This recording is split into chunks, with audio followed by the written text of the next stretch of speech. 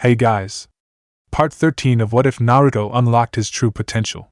Hit like and subscribe if you like this one, and also please check the author in the description. Let's start. We are pain, that's all. We are God.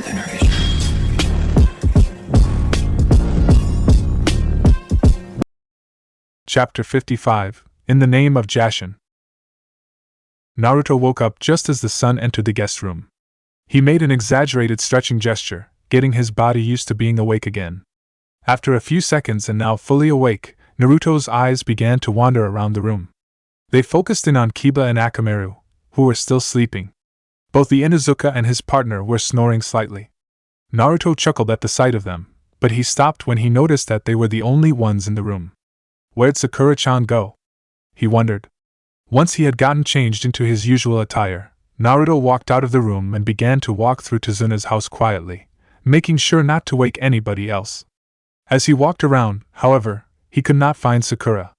After searching all possible rooms she could be in, the blonde opened the door to the outside and walked out. Lying on the patio nearby the water was Sakura. The kunoichi currently had a book open and was writing in it. "What's she doing?" Naruto questioned, a curious look developing on his face.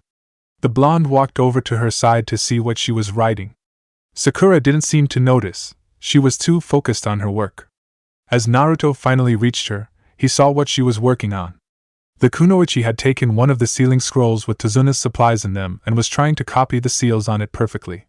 A smirk developed on Naruto's face as he bent down to her level.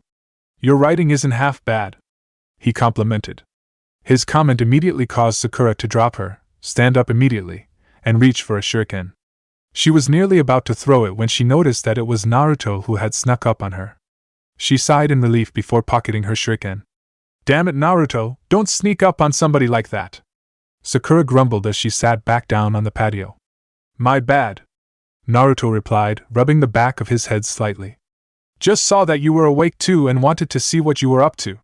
You been working on this stuff for too long?" "Not really. I've only been up for like 30 minutes? 40 minutes? The kunoichi shrugged her shoulders.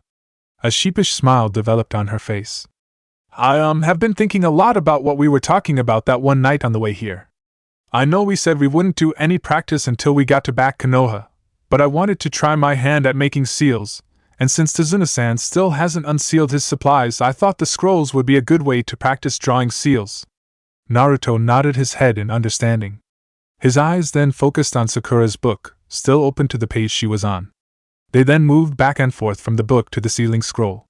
Naruto immediately let out a whistle of approval.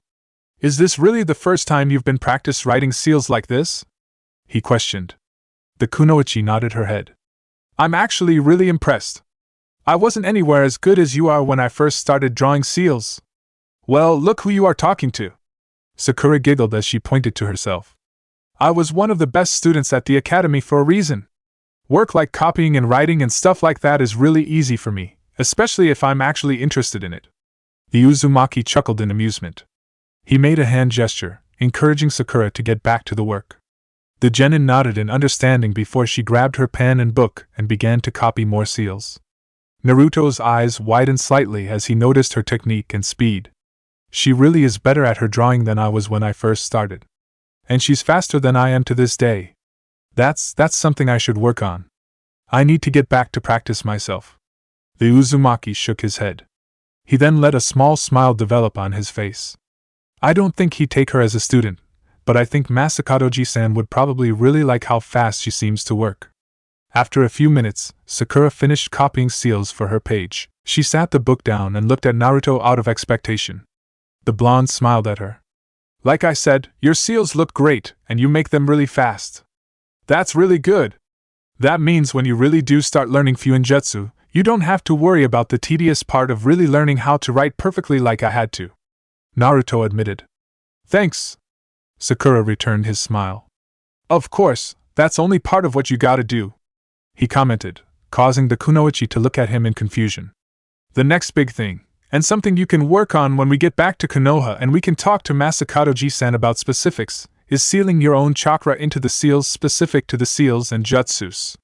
That gets trickier and needs to be just as perfect as drawing the seals themselves. A small frown developed on Sakura's face. Is it bad that my chakra reserves are low? I've been doing exercises to increase them, but I still have a small reserve pool. Naruto brought his hand to his chin as he tried to think of the answer. It's bad for her, yes. Kurama answered in his mind. Kurama? Naruto blinked in surprise. Sealing does take a lot of chakra. The Kyuubi continued to explain. While I do believe that there might be a Kekkai Genkai component to your Uzumaki clan's ability to use Fuinjutsu to such a high level, your clan does, at the very least, benefit from your abnormally high chakra reserves to use Fuinjutsu as often and as easily as you all can. Really? Huh? Naruto continued to scratch his chin in thought before a frown developed on his face. Wait, does that mean she can't really do Fuinjutsu at all? What do I say about that? I didn't say she can't. I just said it's bad for her. Kurama replied. If she wants to actually take Fuinjutsu seriously, then she needs to increase her reserves. That's something she can work on as she practices. Tell her that. The fox then let out a small chuckle. And you may want to tell her soon, she's looking at you kinda funny. Huh? Naruto blinked. Naruto finally looked over at Sakura. The kunoichi was eyeing him in confusion with a frown on her face. Everything alright, Naruto? She asked, her frown deepening. She let out a sigh before continuing. Is it really that bad that I don't have much chakra? I'm alright. Sorry, was thinking. Naruto answered with a sigh. It's not the best, yeah, but that's something you can work. You can do the tedious writing part, so you can just put more focus and energy on your chakra. They'll get better as you keep working. You'll get reserves up to a good level in no time. Are you sure? She questioned. I'm sure, Databeo. He chuckled as a grin developed on his face. I don't lie. You'll get your numbers increased in no time. Sakura allowed a smile to develop on her face again, which caused Naruto's grin to widen. Anyway, since now that I'm awake and you got me in the mood to, I'm probably going to focus back on my own Fuinjutsu training. Try and get a couple of seals drawn and prepared in case of a battle or something. Naruto said with a chuckle as he started to walk back inside the house. You can stay out here and keep practicing yourself, if you want. Or you could maybe do some chakra building exercises? What would you recommend? Sakura questioned. Practice water walking maybe? I think that helps build up reserves if you're lacking. The Uzumaki suggested with a shrug. We can talk more about in a little bit. I'll be right back with my own seals. With those words, Naruto rushed inside, making less of an attempt to be as quiet as he did when he came in. Sakura watched him rush back inside, chuckling slightly to herself. Both shinobi practiced for 2 straight hours before anybody else woke up. Naruto devoted his whole time to working on a particular seal that Masakato had given him, as well as producing more copies of all seals that he knew how to use, while Sakura spent her time doing what Naruto suggested, walking on water and remaining afloat as long as she could to strengthen her reserves. The two finally stopped once Tazuna walked outside to greet them and inform that Tsunami had prepared breakfast. The sound of his voice took Sakura by surprise, causing her to sink into the water. Crap! She shouted as she got out of the water. Oh my gosh! Naruto nearly fell to the ground in laughter. Screw you, Naruto, this isn't funny! Sakura continued to shout as she swam the edge of Tazuna's patio and pulled herself out of the water. Did I come out at a bad time? Tazuna questioned. He proceeded to shake his head. Ninjas. I don't get them. After Sakura changed into new, dry clothes and the group had finished eating breakfast, Naruto proceeded to unseal Tazuna's supplies from their sealing scrolls. In turn, the man proceeded to pay Naruto the amount for both the supplies and the mission. The mission was now officially complete. You sure you all have to leave so quickly? Tsunami questioned the Konoha shinobi. You all just got here. I know, and we'd like to stay. Sakura admitted with a frown. But Hokage-sama is going to want us back. He needs all shinobi back as soon as possible. We understand. Just like I have a job to get this place back on track, you all have a job too. Tazuna commented with a chuckle. Just know that if you are all ever in Nami no Kuni for a mission or something, my house is always open for any of you. And that offer also goes to Kakashi and Sasuke. Yeah? Inari nodded his head in agreement. Come back again whenever. Of course we will. Kiba stated, grinning slightly at the boy. I want you to find a new fishing spot for next time, Squirt. Will do. And maybe the next time, you can teach me how to hunt. A grin developed on Inari's face. Akamaru barked in agreement. Don't teach my son anything too dangerous, Kiba. Tsunami spoke up, glaring slightly at the boy. Mom. Inari scowled at her. Ha, no worries. I wouldn't do anything bad to the kid. Kiba replied with a chuckle. Naruto watched Kiba and Sakura say goodbye to Tizuna's family. He looked out to the road for the moment before he nodded his head and made a hand sign. 2 clones appeared by his side. They exchanged a look with the original Naruto before they rushed off on the road ahead. What was that? Tizuna questioned, drawing Naruto's attention. That was just me making some clones to go ahead of us. Just in case if there's any threat or something. Naruto replied. Did you do that when we left Konoha? Sakura questioned. Yup. He nodded his head. I sent them out before you all met up with me at the gate. I don't really know what that all means, but it sounds like a smart idea. Tizuna said with a chuckle. He then walked forward and held out his hand to him. I know we just met and I probably didn't make a good impression on you yesterday, but thanks a lot for playing your part in the mission. I appreciate it, Naruto. The same offer extends to you. If you're ever in the area, our house is open for you. A smile developed on Naruto's face as he shook Tizuna's hand. Thank you very much. After saying farewell for the final time, Naruto, Sakura, Kiba, and Akamaru all started walking off. Tizuna, Tsunami, and Inari waved as the Konoha shinobi disappeared into the distance. Ugh, I'm so bored. Hayden grumbled. The Akatsuki shinobi looked to his left. He had a pile of 10 corpses, the bodies of 3 groups of traveling merchants that were headed to Nami no Kuni. So far, they were the only people that had traveled near the bridge for him to attack since Hayden had woken up 3 hours ago. I mean, yeah, they were sacrifices and it was fun watching them die, but they weren't shinobi. He shook his head. I need to kill something that's actually worth killing. God damn it, Kakuzu, you said legit shinobi would be passing by. Hayden shook his head, mumbling various swears towards his partner, before sitting down on the ground. His eyes remained focused on the bridge, waiting for the next group of travelers to come by. About an hour later, he saw 2 figures walk off the bridge, coming from Nami no Kuni. Hayden stood up and walked forward slightly, trying to get a good look at the people. I swear, if these are more fucking non-shinobi, I will make their deaths so slow and painful that not even the 7th circle of hell would be able to compare to what I would do to them. He told himself. As he inched closer, he got a better look at the travelers. They were 2 identical people, same clothes, same hair, and same Konoha forehead protector. A wide grin developed on Hayden's face as he reached for his scythe. Thank you, Jashin-sama, for blessing me today. He prayed softly to himself before his grin grew more manic. I will give you thanks by completely slaughtering this Konoha shit and his pathetic little clone. With those words, Hayden rushed forward, gripping his scythe tightly. The 2 Naruto clones turned their heads upon hearing the noise, but it was too late. Hayden quickly swung the scythe into one of them before it could react, dispelling it immediately. Ah look, I attacked the fake one first. Lucky you! Hayden exclaimed as he charged forward at the second clone. Now it's your turn!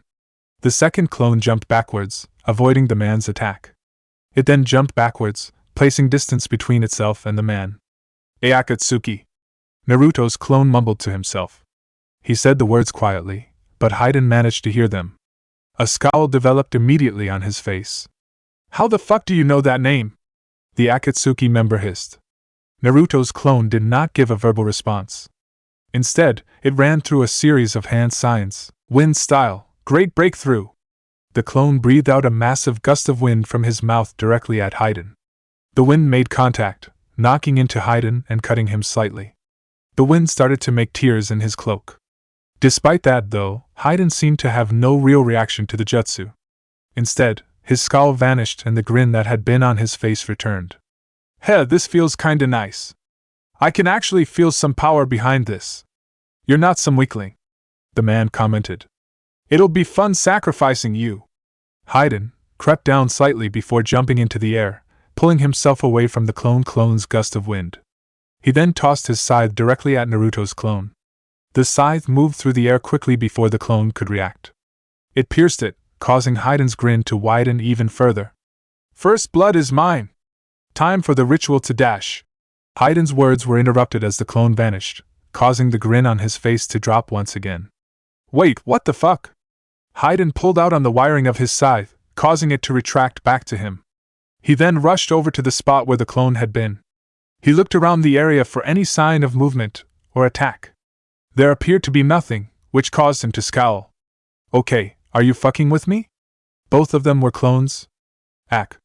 Hayden growled before he turned his body around, swinging his scythe in various directions. Where are you, you goddamn coward? Fight me face to face, you little bitch. A few seconds passed by before nothing appeared. Hayden's scowl deepened as he reattached the scythe to his back. The one shinobi I run into all day, and it was nothing but a clone. How Hayden's thoughts stopped as he recalled the direction from which the clones had come to him, from the bridge. Wait, maybe the original one is still on the bridge and sent them ahead? His grin returned as he reached back for his scythe. So if I hurry up onto the bridge, maybe I can fight the bastard before he's able to get away. With that thought in mind, Hayden rushed onto the Great Konoha Bridge, eagerly looking for the original shinobi that he had just met. Naruto, Sakura, Kiba, and Akamaru had left Tazuna's house roughly an hour and a half ago. They were all walking on the Great Konoha Bridge when Naruto stopped walking. Both of his teammates stopped as well and looked at him in confusion. Naruto? Sakura said his name with a frown. You okay, dude? Kiba questioned. Akamaru barked as well, vocalizing his own confusion. Naruto did not immediately reply. His eyes widened as memories from the shadow clones he had sent ahead entered his mind. Akatsuki. Naruto's clone mumbled to himself. How the fuck do you know that name? The Akatsuki member hissed. Heh, this feels kinda nice. I can actually feel some power behind this. You're not some weakling, the man commented. It'll be fun sacrificing you. Guys, we have trouble. Big trouble, Naruto exclaimed seriously. Both Sakura's and Kiba's faces turned serious as they reached for weapons. Akamaru began to growl as he mentally prepared to attack. How do you know? What's the trouble? Kiba questioned. My shadow clones. I get their memories if something happens to them, Naruto explained with a scowl. And somebody killed them. A man who seemed to take a lot of joy in killing them. Still, he's an Akatsuki member? Damn it, I know they apparently showed their heads during the Civil War, but I haven't seen any of them since the Tenchi Bridge. I was hoping to never have to run into one of those guys again. Naruto's scowl deepened as he started thinking more and more about his memories. I don't think he recognized me as the Kyuubi Jinchuriki, but he still seemed to want to fight and kill me. Whatever, this is bad. This is really bad. So, are we going to have to fight this guy you saw? Kiba questioned. I'd like not to. I'd like us to get away. Naruto's scowl turned into a frown as he shook Hai's head. The problem is that he's apparently just waiting or something by the bridge at the other side. So, perhaps we could try another way to get off the bridge? Sakura suggested. Maybe go back to Tazuna's village, get a boat, and sail to the mainland, away from his position? That could work. Naruto nodded his head. Maybe Naruto, you said the guy took a lot of joy in killing your clones, right? Kiba questioned. Naruto looked over towards Kiba before nodding again. So, he might be one of those rogue shinobi that just likes to kill. What's to say he won't try and come to us? Naruto's eyes widened in realization. I saw those types of guys in Gato-esque goons. He may just come forward, trying to find you because he knows you have to be somewhere nearby if he ran into your clones. Kiba continued. He tightened his hands into fists. And if he can't find you on the bridge, he'll enter Nami no Kuni and search for us there. Naruto realized. He then tightened his own hands into fists. And maybe kill anybody he runs into along the way. What do we do then? Sakura asked quietly. The Konoha shinobi remained quiet for a moment. All three were trying to think of an appropriate action that they could take. After a few seconds, Naruto pointed in the direction of Nami no Kuni. Sakura-chan, Kiba, Akamaru, I want you all to head back to Nami no Kuni. Alert any and all bridge workers along the way and tell them to go back home for a little bit, in case if this psycho decides to come that way. After that, stay in the village, he ordered. He then turned his head towards the direction towards the High no Kuni mainland. I'll go forward and take on the bastard. What? Sakura's eyes widened. Naruto, you just said that this guy is I know I said he's trouble. But I can take him. I think I can. Naruto stated, but regardless, I want to make sure you both get out of here alive. I'm the captain here, so it's my job to get you all out alive. Even if I wasn't, I'm your guy's friend. I won't let anything happen to any of you. So just do as I ordered and get to safety, okay? Both Sakura and Kiba remained silent for a moment. A few more seconds passed by before Kiba let out a small chuckle. Hey Naruto, I know you probably don't know much about Kakashi-sensei, but he has a saying that he taught us that we all took to heart. The Inuzuka said, a small smile on his lips. It goes, those who break the rules are trash, but those who abandon their comrades are worse than trash. So, thanks for the order, Captain, but you can go suck on your order. The Uzumaki shook his head. Kiba he's right, you know. Sakura interrupted Naruto before he could start. We're all comrades and friends, Naruto. We aren't going to leave you behind to take on some psycho. We're here to help. Both genin looked at Naruto with determination in their eyes, planning on ignoring his order. Naruto opened his mouth to rebuke their statements, but he stopped himself as realization dawned on his face. You know, I'd do the same thing if I was ordered to stand back. He let out a small chuckle. Alright, fine. You all can fight, Naruto verbally stated. His face, however, narrowed on them. First, though, I would like it if you all could do as I asked. Please get all the bridge workers further back to Nami no Kuni. Just inform the first group you see them and tell them to tell everybody else. I'd want them to get to safety. After that, come back and help me fight. I'll still be alive by then. Understood. Both Kiba and Sakura nodded in understanding. Akamaru barked, voicing his own understanding. The members of Team 7 hurried backwards, heading to alert the first group of workers they could find. Naruto watched them leave for a few seconds before he turned his attention back to the remaining bridge ahead of him. His hands went over to all of his pockets, making sure he had all of his weapons and seals at reach. When feeling ready, he began to walk forward, preparing for an altercation. Kurama, you ready for this? He questioned, calling out to the Kyuubi. Naturally, Kurama replied. Don't use my chakra right away, though. Obviously use it if needed, but you said it yourself. Based on your memories, he didn't seem like he recognized you as my Jinchuriki. Play it by ear and see how much you can do without my chakra. Got it. Naruto nodded his head in agreement as he turned all of his focus back on the bridge in front of him. Naruto walked forward for roughly 5 minutes before he began to hear the sound of loud footsteps.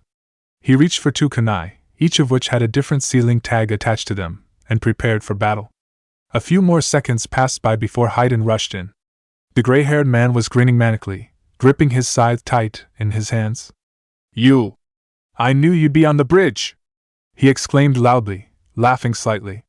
Finally have the balls to face me face to face instead of using more clones? Humph! Naruto scoffed. I just sent those clones out to let me know if anything was ahead of me. And they let me know that some mouthy dumbass was lurking around the corner. Fuck you, kid! Haiden spat out. You think you're hot shit, huh? I hope you are. You're going to make a nice sacrifice for Jashin-sama. Haiden proceeded to rush forward. Within moments, he was directly in front of Naruto, much to his surprise. He's fast, the Uzumaki realized. Haiden swung his scythe directly for Naruto's shoulder, but he managed to jump up into the air, just in time to avoid the attack. However, he's not as fast as Yagura. If I could get away from him, then I can get away from this asshole, Naruto said, smirking slightly as he pocketed his kunai and started to make hand signs. Wind style, great breakthrough. Naruto breathed out a massive gust of wind from his mouth directly at Haiden's body. A smirk developed on the Akatsuki member's face, however, as he managed to jump out of the way of the attack. Your clone tried that on me. I'm not gonna fall for the same shit twice, Haiden taunted. Haiden swung the scythe in the air towards Naruto's airborne body. Unable to maneuver his body out of the way, Naruto reached into his pocket and pulled out a kunai with a sealing tag attached to it. He then held the kunai out in front of him and made a hand sign with his left hand. Fuinjutsu, protective winds! The seal activated, glowing a bright, light blue color. The seal then released massive blades of wind that surrounded Naruto's body, forming a protective barrier. Haiden's scythe flew through the air towards the winds, but it made direct contact with them and was blown backwards, unable to pierce the barrier. A scowl developed on Haiden's face as he tugged on the wire attached to his scythe, redirecting it back at the barrier. Once again, the winds rejected it, sending it flying in the opposite direction. I did it. I did the CO right. Thank you, Masakato-ji-san. Naruto grinned as he proceeded to bite his thumb lightly, causing it to bleed. Now that I have some time to do something, however, I'll get a little backup. As Naruto's body fell downward, he ran through a series of hand signs. Upon reaching the bridge's surface, the protective barrier of winds vanished. He then slammed the palm of his hand on the bridge. A poof of smoke filled the air before a large, familiar, magenta-colored toad, wielding a Susumuda and a shield, appeared on the battlefield. Hey, Gamaken! Looks I got to summon you again, Naruto said cheerfully at the toad. Gamaken looked momentarily back and forth between Naruto and Haiden before nodding his head. It's nice to see you again, Naruto. Gamaken greeted as he tightened his grip on his Susumuda. I am sorry for not being as useful as I could be in your last fight, but I have since gotten tougher and I hope to be more valuable this time. No, it's fine. We were against Masakato-ji-san. Don't worry about that, Naruto replied. He then proceeded to make a hand sign. However, I hope you don't mind if I buff up our numbers a little bit more. Shadow Clone Jutsu! Another poof of smoke filled the area. Within an instant, Naruto and Gamaken were joined by 100 clones of Naruto. They all got into position to charge forward and attack. Haiden tugged on his scythe, bringing it back to his side. The Akatsuki member was grinning as he looked from one clone to the next, as if trying to find the original. You think you're so tough, having all of those clones and a giant frog by your side? Haiden taunted with a snort. I'm a toad, Gamaken corrected loudly, narrowing his eyes. I don't give a fuck what you are. You're going to be a corpse in a moment, Haiden declared as he gripped his scythe tightly. You have the numbers advantage? Well, I have a god behind me. Let's see what really is stronger. Just know that the moment I land my first attack, I win this goddamn fight. With that statement, Haiden charged forward towards the multiple Naruto clones. He quickly impaled one clone with his scythe, causing it to dissipate instantaneously. 5 clones then jumped around him and made hand signs before releasing a gust of wind from their mouths directly at Haiden. The Akatsuki member, however, jumped in the air to avoid the attack. He swung his scythe downward, directly at one of the 5 clones, causing it to disappear. Haiden then spun the wire attached to his scythe, causing it to move in a clockwise pattern through the other 4 clones, destroying them all upon contact. A smug grin developed on Haiden's face. He opened his mouth to make a comment, but he stopped himself as he looked upward. Gamaken was now in the air, directly above him, gripping his Susumuda. He swung the weapon downward, directly at Haiden's body. The Akatsuki member, however, made a pulling gesture on the wire, causing his body to fly downward towards his scythe, barely avoiding the toad's attack. Upon reaching his scythe, Haiden stood up and prepared to go on the offensive again.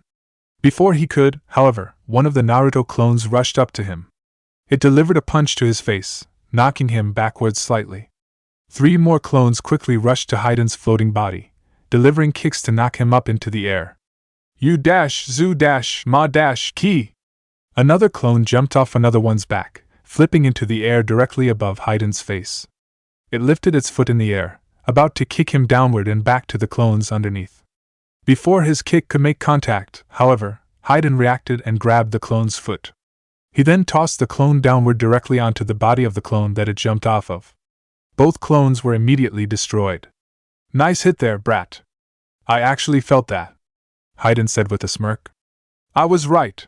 I think you'll be a perfect sacrifice to Jashin-sama. Who the hell is this Jashin? Naruto questioned, rolling his eyes slightly. Kurama? Do you know? Don't think much about it. It's the god of his religion, apparently, the Kyuubi replied. Again, that's not a major concern. Look into that after you aren't fighting this guy.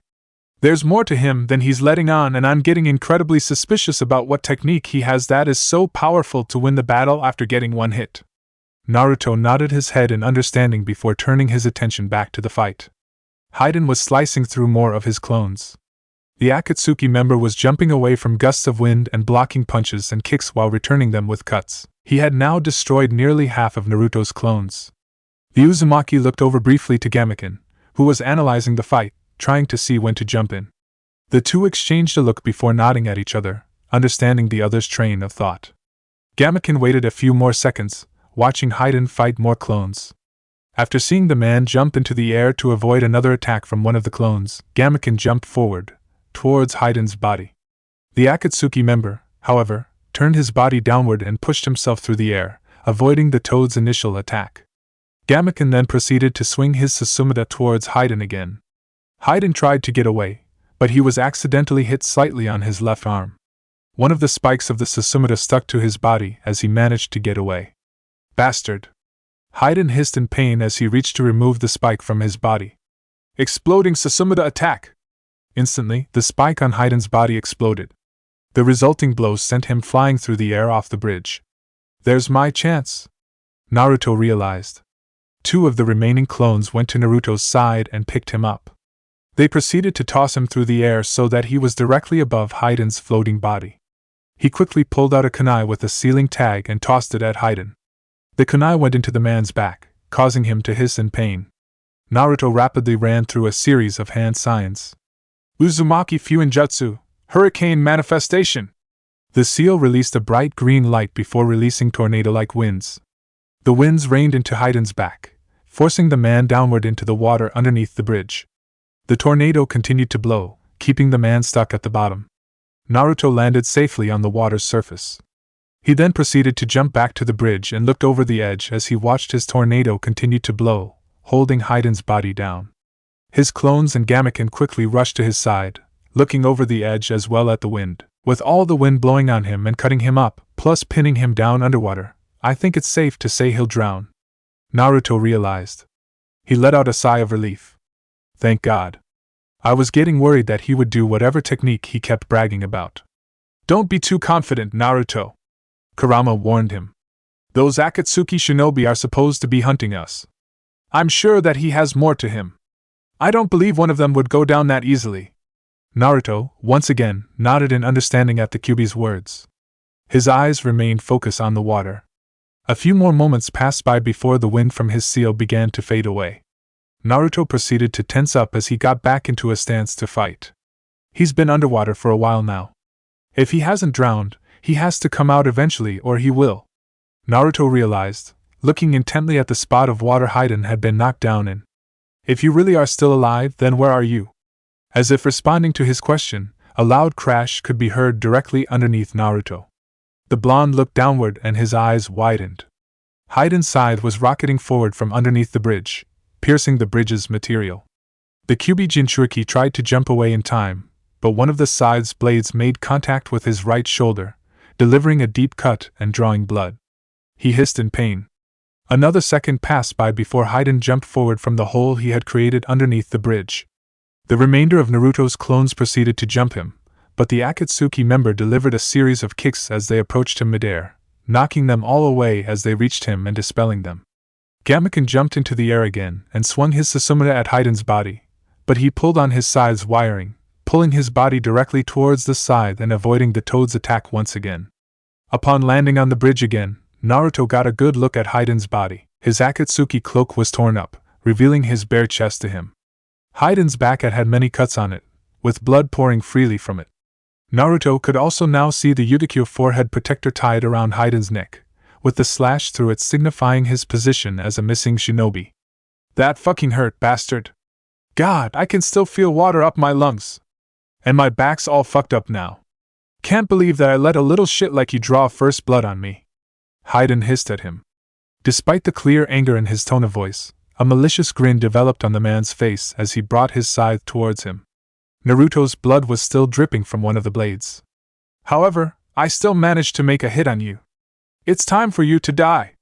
Haiden quickly brought the scythe to his mouth. He took a lick of Naruto's blood, which caused his grin to grow wider. Haiden's appearance proceeded to change. His skin turned black and white, bone-like markings began to appear. What? Naruto's eyes widened at the sight of the man's appearance. What the hell is this? It's the beginning of the end for you, you little shit. Haiden snorted as he bent down slightly. The Akatsuki member placed his right hand over the open wounds on his back, coating it with his blood. He then rubbed his hand over the ground in a clockwise pattern.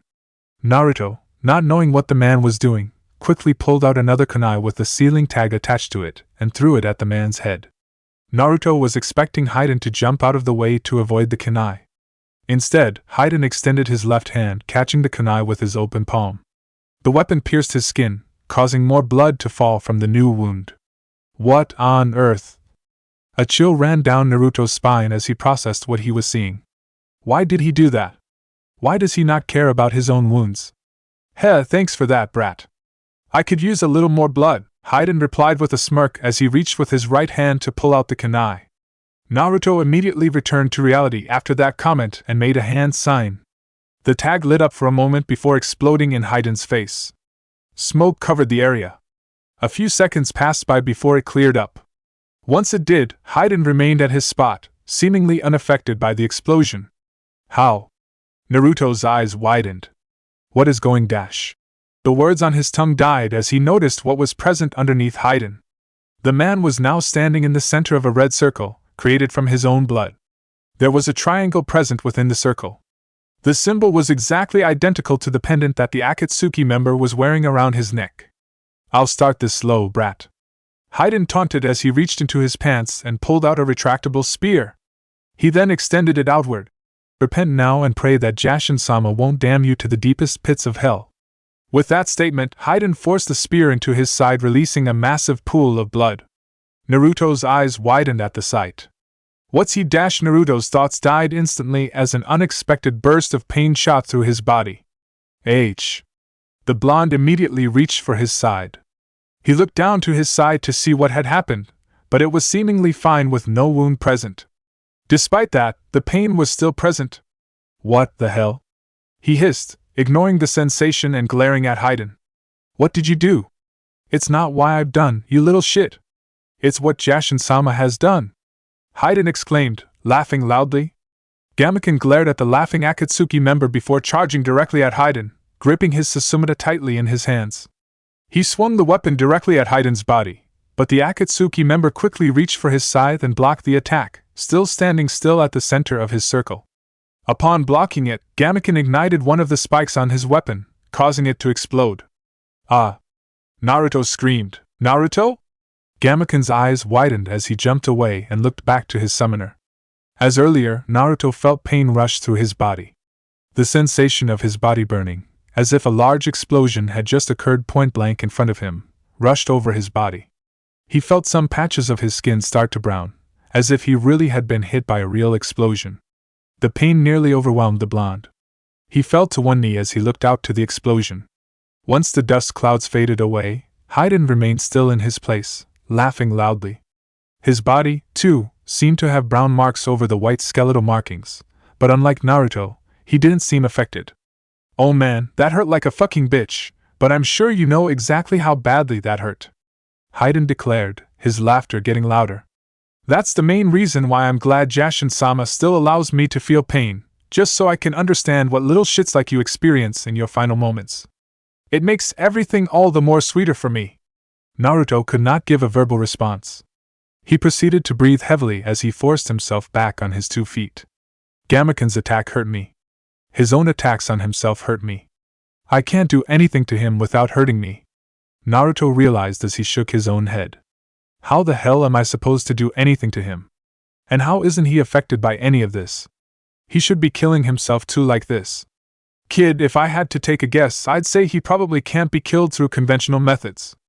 Based off the way he's talking, he's probably done this to a couple of people. I doubt he'd die if he stabbed his own heart. Kurama answered as he began to piece together what Haiden's fighting style was really like. The fox was now starting to sound slightly panicked. It probably explains why he wouldn't drown when you held him down. But just because he can't die it doesn't mean I can't. He can kill me at any time. Realization dawned on Naruto's face. Damn it, there's gotta be a way to get out of this. Naruto's eyes quickly focused on Haiden, trying to find some way to defeat his jutsu. They quickly moved towards the blood circle that the man was standing in. Naruto then immediately recalled what Haiden did after getting his first blood. He drew the circle. That's it. I need to force him out of that circle, he realized. Naruto! The Uzumaki took a moment to look back. Sakura, Kiba, and Akamaru were rushing over to his side from the other side of the bridge. The 3 had returned from warning the bridge workers and were now prepared to join his side. What's that? More Konoha shinobi? Oh, this is just my lucky day!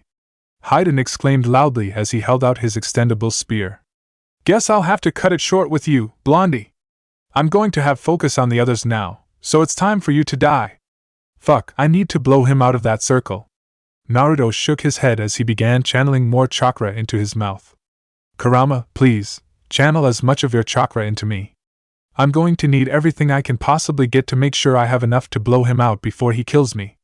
I don't believe that great breakthrough technique is enough. I have an idea, Kurama said as he channeled chakra through Naruto's body. No hand signs needed. Concentrate as much wind-style chakra in your mouth and slam your hands into your stomachs. Naruto nodded his head in understanding. Kurama's red chakra quickly surrounded his body, altering his appearance, causing his eyes to change to red and his fingernails and teeth to sharpen into claws and fangs. A red cloak of chakra completely surrounded his body and 6 tails of chakra started to flow directly behind him. Hayden cocked his head to the side, looking more intently at Naruto. That's some unholy chakra if I've ever seen some. That's the chakra of one of those fucking Biju. This kid, is he actually a Jinchuriki? Once the Kyuubi's chakra was completely surrounding him, Naruto concentrated as much chakra into his mouth as he slammed his fists directly into his stomach. Wind style, drilling air bullets. The Kyuubi shouted the name of the technique in Naruto's mind. Naruto immediately released multiple powerful, fast-moving bullets of compressed air directly at Hayden. The Akatsuki member held out the staff was prepared to stab himself, but the first bullets made contact with his chest, knocking him back slightly. 2 more followed behind and hit Hayden in the same location. The force was enough to knock the man backwards, pushing him out of the seal. The Uzumaki fell to his knees. It felt as if the wind was knocked entirely out of him, as if he had been hit by all 3 bullets as well. God, that hurt. He shook his head. Thank God he's out of that seal, though. Now, I need to make sure he never gets back on it. Gamaken, please, don't let that man step back on that circle. Please! Naruto requested the toad. Understood. Gamaken nodded his head before charging forward at Hayden's body, gripping his Susumita tightly. As Naruto began to pull himself off the ground, Sakura, Kiba, and Akamaru finally arrived at his side. The 3 were all gaping at Naruto and his fox-like appearance. Naruto, what is dash? Sakura began to question. Please don't focus on that now. Focus on fending off this asshole. Naruto requested them, still trying to focus on standing up. The genin turned their attention back to Hayden and Gamaken. The toad swung his Susumita at Hayden, but the Akatsuki shinobi managed to jump into the air. He attempted to land back on the blood seal he had created, but Gamaken quickly jumped over to the circle and swung his Susumita again at the approaching man. Hayden was forced, once again, to jump away and place distance. Fuck you, frog! Let me get back to the seal and let me complete my ritual, Hayden demanded. I'm a toad, Gamaken replied sternly. And I will not! I'm not going to let you hurt Naruto anymore. As Hayden charged at Gamaken once again, Kiba, Akamaru, and Sakura turned their attention back to Naruto. The blonde had finally pulled himself off the ground and his breathing was returning to normal. That creepy guy has some weird ability that lets him inflict pain on other people, so don't let him hit you even once. If he draws blood, he can make you all feel the same pain he feels, Naruto said with a frown. He also seems to be immortal. Immortal? Sakura's eyes widened. Then how are we supposed to fight him? I'm trying to figure that out myself. Naruto replied, frowning slightly. I guess like just putting a stop to him. Make him so he can't fight? By decapitating him or something? Kiba offered. A smirk developed on his face. 'Cause Akamaru, and I can definitely have a role in that. Akamaru barked in agreement. Kiba proceeded to get down on the ground as his physical features became more wild and animalistic while Akamaru jumped onto his back. Akamaru proceeded to change shapes, turning into a replica of Kiba with the same animalistic appearance. Just leave it to us. We'll play safe and get him cut up in no time, Kiba declared sharply. Just be careful, Naruto ordered. Don't let him either of you even once. Akamaru nodded his now human-shaped head as he jumped off Kiba's back. They then started to rush forward, looking for even the slightest of openings. What can I do, Naruto? Sakura asked. Naruto opened his mouth to respond, but a thought occurred to him. His eyes widened in realization. Sakura-chan, you were always the great student who knows everything. Do you know what Jashin is? He questioned. Instantly, a scowl developed on her face. I read a book about it once, yeah? Creepy as hell religion dash, you know what it is. Yes. Naruto proceeded to grin at her. You know some genjutsu top, you said? Try using some genjutsu on him in relation to his religion. This guy seems absolutely obsessed with it. I'm sure there's a way you could use a genjutsu and get him to fall for it. Just be safe and keep your distance from him. It's the same thing I told Kiba. Do not let him hit you even once. Sakura nodded her head in understanding. She then moved forward, trying to concentrate on preparing a genjutsu. Naruto, now that he was by himself, turned his attention to Kurama. Since I know all of those attacks I took was internal, how badly was I damaged? How careful should I be? Naruto asked the fox. Relatively bad, but it's nothing that can't be healed. My chakra is already taking care of most of it. So long as he doesn't get the chance to go back into that seal and attack you like that again, you should be fine. The QB informed him. Take advantage of your toad blocking him off. Tear through that bastard. Naruto smirked in response as he rushed forward at the Akatsuki member. And what is this? As Haiden engaged the Konoha shinobi on the Great Konoha Bridge, a creature started to slowly lurk its head from the bridge's surface, behind the battle. The creature's head resembled a Venus flytrap, with green plant-like appendages with spikes on the inside that encases its head. It possessed a human-like head that was colored two different colors, one half was black and the other was white. The creature was also wearing the same black cloak with red clouds that Haiden was wearing. What is Haiden doing out here by himself with Kakuzu? And fighting a Jinchuriki by himself?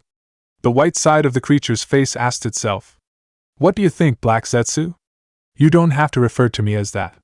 You don't even have to refer to me in general. We are both Zetsu in this form. The black side of the creature's face responded. Regardless, I don't know. I don't know why Haiden is out by himself or engaging the QB Jinchuriki like he is trying to kill it. That would go against our master's plan if he dies. We should probably intervene. White Zetsu noted. It would be an inconvenience, but I don't believe Haiden will kill him. Black Zetsu answered. As a matter of fact, I'm expecting him to lose this fight. But that doesn't make sense. White Zetsu frowned in response. Surely you feel the chakra signatures. The other two Konoha shinobi aren't strong enough to defeat him. That is true, but this is Haiden we are talking about. He's overconfident just because he can't die in battle. He hasn't learned how threatening a mindset like that is to his livelihood. Black Zetsu shook his head. A smirk then developed on his face. We aren't going to intervene. As a matter of fact, I am hoping that the does lose. Perhaps the loss will actually teach Haiden that he needs to be more careful and take his duty as a member of Akatsuki seriously. If you say. White Zetsu mumbled his response, frowning more in response. The creature did not speak to itself any longer. Zetsu remained focused on the battle, making sure to see what was happening. Let me back on the fucking seal, damn it. Haiden growled as he swung his scythe at Gamaken. The toad remained steady on the ground, blocking the Akatsuki member's assault with his Susumida. Haiden's eyes seemed to redden in anger as his scythe began to glow a faint, black color. He remained focused on pushing back on Gamaken's defense. After a few seconds he managed to push back with enough force, knocking the toad off balance. Gamaken's eyes widened at the action. What dash, heh, fuck you. Haiden snorted, laughing slightly as he stepped back onto the seal. I can increase the force of my scythe by just applying my chakra into it. You won't be able to hold me back. Wind style, drilling air bullets. Haiden looked over and saw Naruto approaching him. The blonde had released another barrage of air bullets directly at him. A smug smirk developed on Haiden's face as he jumped high into the air, avoiding the attacks. Heh, it's like I said earlier, you little shit. I'm not stupid and don't fall for the same attack twice. I'm not going to let you blow me out of my seal again. Haiden shouted in glee. The Akatsuki shinobi was about to land back on the ground directly on his seal, but Kiba and Akamaru jumped forward. The Inuzuka and his partner began to spin, rotating their bodies at a rapid pace. Ninja art of beast mimicry, Fong over Fong. Kiba's and Akamaru's rotating bodies formed what appeared to be tornadoes that closed in on Haiden's floating body. They rushed him before he made contact with his seal and slammed against the bridge's surface away from the seal. Their rotation continued, holding the man down in his place and cutting into his skin. Haiden's body began to release more blood as Kiba and Akamaru pressed against him. Haiden, however, grinned in response. After a few seconds, he rolled his body out of the way, managing to pull himself away from Kiba's and Akamaru's assault. Now that he was free, he then swung his scythe at the rotating tornadoes, ending their rotations. Kiba managed to block the scythe with his claws. Haiden, however, quickly applied a little more force, causing the scythe to overpower Kiba. It then cut into his shoulder, causing him to hiss in pain. Interesting technique. I can tell you're still a weak one, but you had some force behind that. I like that. Haiden explained as he brought the scythe to his tongue. I showed the Jinchuriki the effects of Jashin-sama, so it's only fair I do the same to you. Prepare for hell, kid! As Haiden was about to lick Kiba's blood, Sakura pulled out a kunai with an explosive tag attached to it and threw it at him. The kunai landed on the ground directly underneath him. Haiden looked down in time just as the tag activated, hitting with the explosion. Burn marks were starting to develop on Haiden's skin as he glared at Sakura. There's only so much pain I can take without it being delivered to others. You all are really starting to piss me off. Haiden hissed as he turned his head to face his seal. I'd run away if I were you, bitch. After I kill these other guys, you're as good as fucking dead. Sakura gave no reply. She instead began rushing through hand sings. Haiden ignored her, however, and licked Kiba's blood from his scythe before rushing forward towards his seal. Gamaken immediately jumped between him and the seal and swung his Susumita downward at him. Haiden proceeded to toss his scythe up into the air and pulled on the wire, causing him to rocket upward into the air, avoiding Gamaken's attack. He then fell on the ground towards his seal. Naruto, however, tossed a kunai with a sealing tag. It landed directly on the seal. He then made a series of hand signs. Uzumaki Fuinjutsu, Hurricane Manifestation. The seal immediately released tornado-like winds upward, directly at Haiden's body. The Akatsuki member hissed in pain as the wind proceeded to cut into him. The winds also prevented him from falling further downward, keeping him away the seal. I got more where that came from. Naruto shouted as he tossed another kunai with a sealing tag at the same spot. Naruto ran through the same hand signs, causing the seal to light up again and release another tornado upward at Haiden's floating body. More winds cut into his body, causing more and more blood to fall out and keeping him afloat. Fucking bastard. No, fuck the Akatsuki for this moment. Fuck Kakuzu. I don't give a shit that he's a Jinchuriki. I'm sacrificing him to Jashin-sama for this. Haiden declared, his eyes narrowing in anger. The Akatsuki shinobi proceeded to apply chakra directly into his scythe. He then used all of his physical strength to resist the wind holding him in place and tossed his scythe downward. The scythe managed to move through the tornado-like winds and embed itself into the bridge, where the seal was. Haiden then pulled on the wire of the scythe, dragging him through the wind. He landed on his seal, the wind still cutting into him. A smug grin developed on his face as he relished the pain. H! Naruto and Kiba immediately shouted in pain. Both Konoha shinobi fell to the ground, feeling as if multiple blades of wind were cutting into them. They could both actually feel cuts beginning to develop on their skin. Naruto quickly made a hand sign, despite the pain, canceling his jutsus. The wind surrounding Haiden vanished. The Akatsuki member was now standing upright on his seal, looking cockily at them. How'd that feel, brats? Enjoy that pain? Haiden taunted as he reached into his pants and pulled out another retractable spear. I hope you all did, and I hope you're both ready for the never-ending pain you will find in hell. Sakura proceeded to finish her hand signs. Demonic illusion, collapsing reality. As Haiden was about to stab his heart with his spear, he stopped himself as he noticed the seal he was standing under began to fade. His eyes widened as the seal completely vanished. What? Where did dash? The sky around him darkened slightly. All eyes turned to the sky as a creature fell down from the heavens. A large, towering man with red-colored skin, bulging eyes that appeared to be falling out of their eye sockets, and a long, black beard fell to the ground. He wore traditional robes and had a pendant around his neck in the shape of a triangle in the center of a circle. The man also carried a large scythe.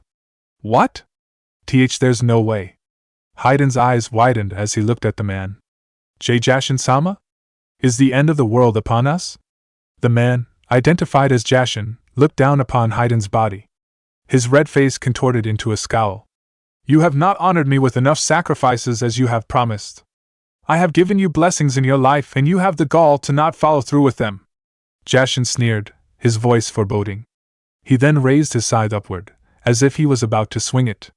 You are not worthy of my blessings. You only deserve a place in hell amongst the other false followers and non-believers. Hayden's eyes widened. Fear rushed through his body as he took a few steps forwards towards Jashin and bowed slightly. Please, my lord, have mercy. Hayden begged. I am trying to sacrifice these 3 for you. I'll find more sacrifices. Please, Jashin-sama. Jashin gave no verbal reply. Hayden looked up at his god in fear when a thought all of a sudden occurred to him. Wait, this doesn't feel right. Sakura's genjutsu seemed to have taken effect. Hayden stopped his attempts to stab himself and walked forward out of his seal before falling to his knees in some form of prayer. Now's our chance, Naruto declared.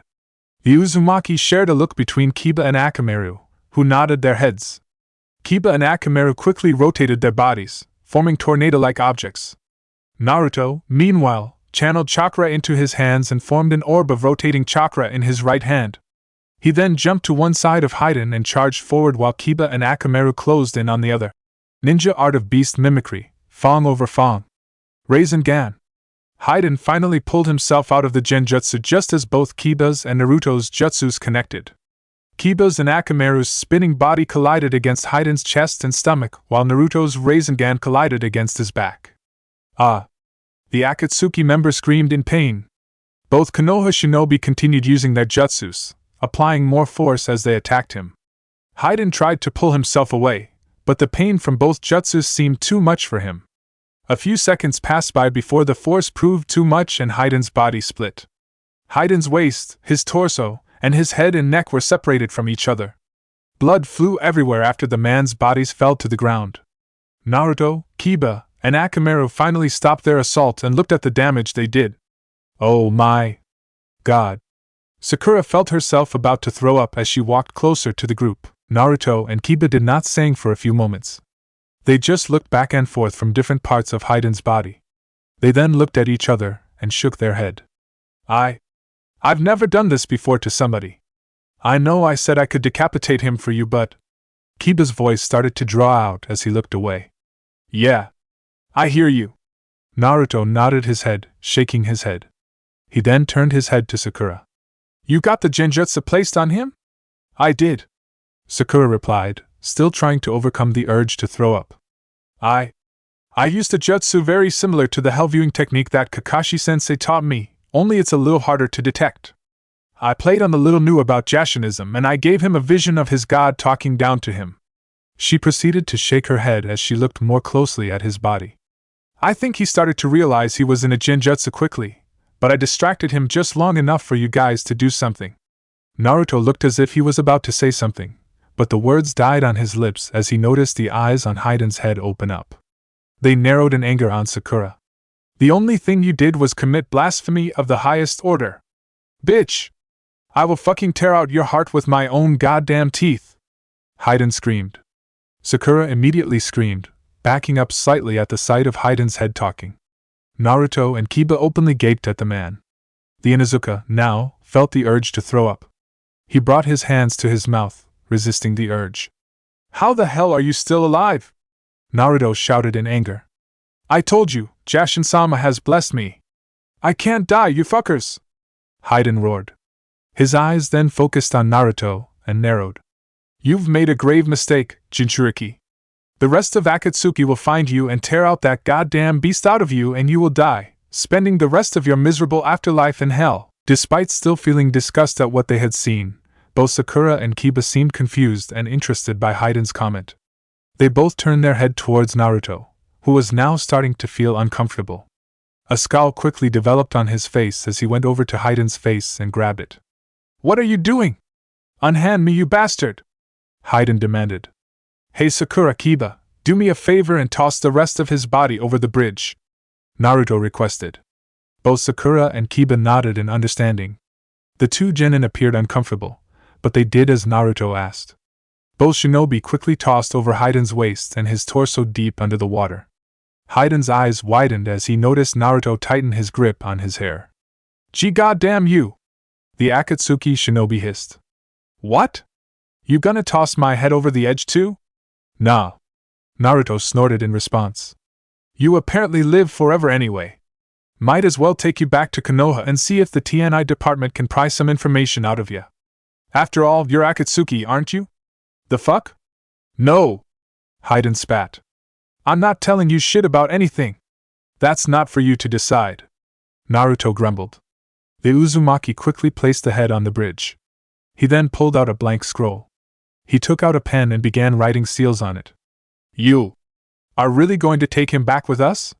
Sakura questioned, looking at Naruto in surprise. Yup.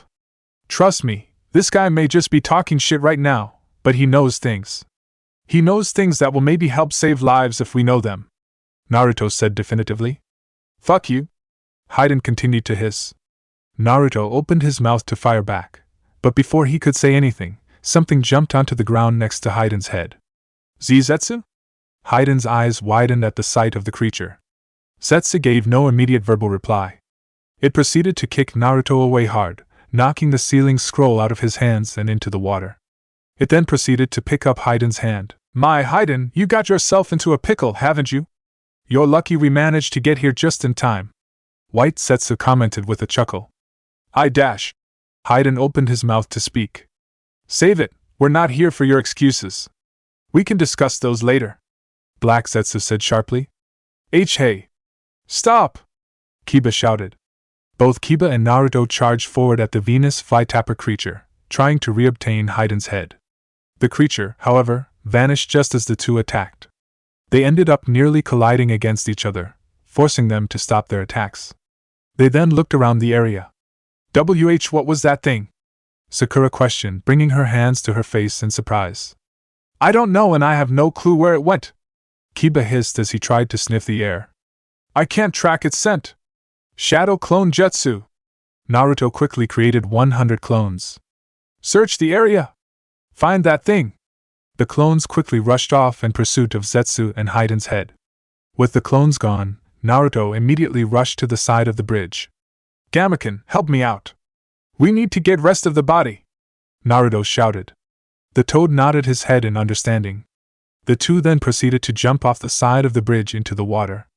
Kiba, Akamaru, and Sakura waited on the bridge for them to come back up. Roughly a full minute passed by before Naruto reappeared, gasping for air. Did you find the body? Kiba shouted. Naruto jumped back onto the bridge, breathing heavily. It took him a few seconds to catch his breath before nodding his head. Yeah. I just couldn't pick it up. I was running out of breath. He admitted, still panting hard. Gamaken's bringing it up.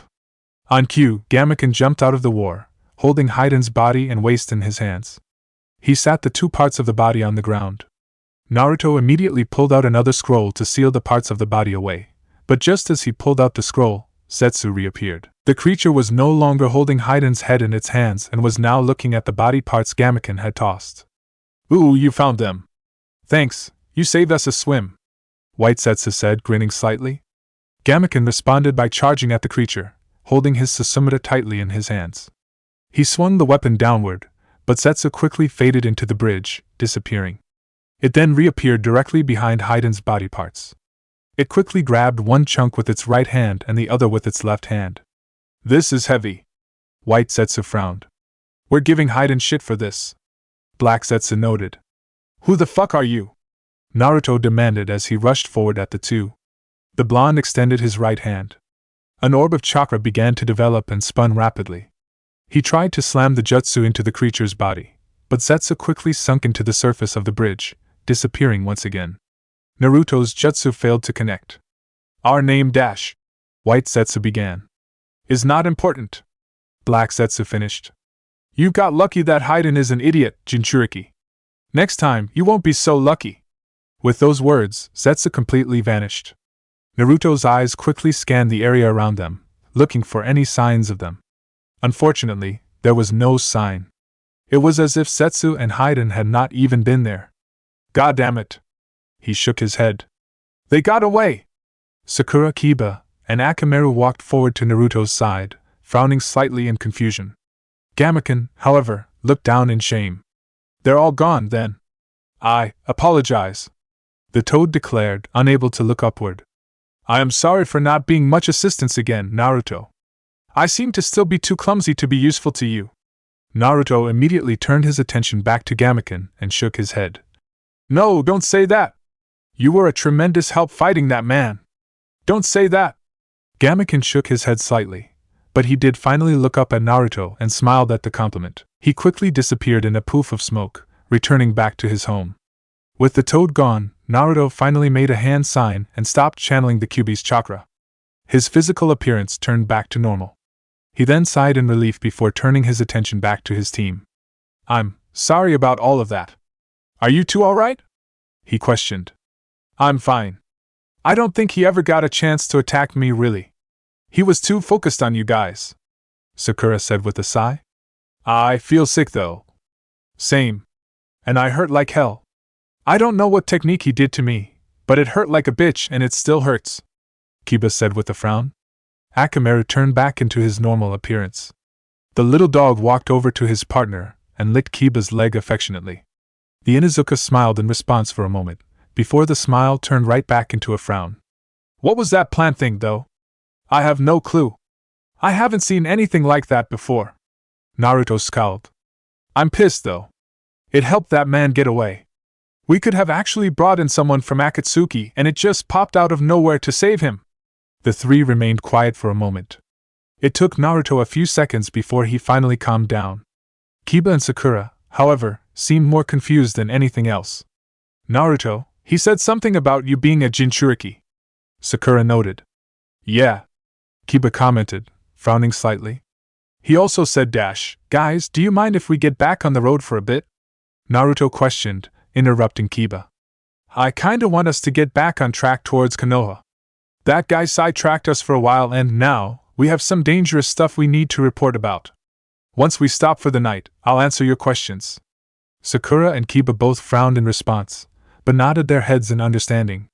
With that, the Konoha shinobi returned on their path. They continued back on the bridge towards Haino Kuni and Konoha, as if the events on the bridge had not just occurred. Okay, I made my decision. I'm sticking to it, Anko told herself as she walked through Konoha towards her destination. The Jonin had been struggling with her decision for a while. She had realistic reasons for wanting to pass on the snake contract to both Shikamaru and Hinata. She felt the summons would actually suit both. For Shikamaru, she felt the snakes would suit his tactical mind. He could make very good use of snake-related jutsus to poison enemies and he would definitely know how to tactically use them. Anko was personally convinced that he could use them in a much more tactical way than she could. Hinata, on the other hand, was someone with a lot of flexibility who redesigned the gentle fist to fit her own personal fighting style. Her innate flexibility would complement the snake-related jutsus well and could help her move around the battlefield easier and tangent with her own fighting style. Both shinobi would benefit from the extra firepower associated with a summoning contract. Both would respect Mamushi's wishes and not abuse and constantly summon snakes. Both were ideal candidates. Maybe I should reconsider. No. Anko shook her head. I made my decision. I spent all night thinking about it. I know who is getting the contract. I can't talk myself out of this. The Jonin remained firm as she walked through Konoha, preparing to meet up with her student to hand them the summoning contract. It took her nearly a half hour before she finally arrived at her destination, the Hyuga clan estate. She quickly entered the estate, was greeted by a branch family Hyuga, and was escorted to a larger training area. A few seconds passed by before she was greeted by Hinata and Hayashi, who were drinking a cup of tea. Anko-sensei? Hinata questioned upon seeing her. Anko-san, it is a pleasure to see you. Hayashi bowed his head slightly at the woman. My daughter and I are currently taking a break from training. I ask if you do not mind if you keep this visit brief, for we are probably going to get back to training soon. Don't worry. This won't take long. Anko replied, bowing politely at the Hyuga clan head. She then turned to face Hinata. I have something I would like to offer to your daughter, actually. What is it, Anko-sensei? Hinata questioned. I need to pass down the snake summoning contract to my student. It's my duty to. Anko declared, placing her right hand over her chest. I thought long and hard about which one of my students would benefit the most from it. I honestly believe that you would. So I am here to ask you, do you want to sign the contract? Hinata's eyes widened at the question. She was so shocked that she nearly dropped the teacup in her hands. Me? A snake summoner? She questioned quietly. Why? I think it would best suit you. I think while Shikamaru could use them for tactics, I think they'd suit your overall fighting style better. Your natural flexibility would make you ideal for the snakes to teach you how to use their jutsus. Plus, they'd provide you with a lot of force behind your techniques. Anko noted with a smile. Her eyes then narrowed slightly as she looked at Hinata seriously. However, I have another reason. The snake summoning clan's last main summoner was Orochimaru. Under his name, they were summoned constantly and forced to do a lot of dirty work that resulted in a lot of casualties and shame to their clan. They're a clan that has suffered a lot. Honestly, I believe the clan needs a summoner that is truly kind and gentle. Somebody who will use them properly, yes, but also somebody who could genuinely help them build up their reputation again and be a warm presence that can help the clan. I think the best person for that job is you. Hinata remained quiet as Anko elaborated on her reasoning. The Chunin looked downward, processing everything. I agree with your logic, Anko-san.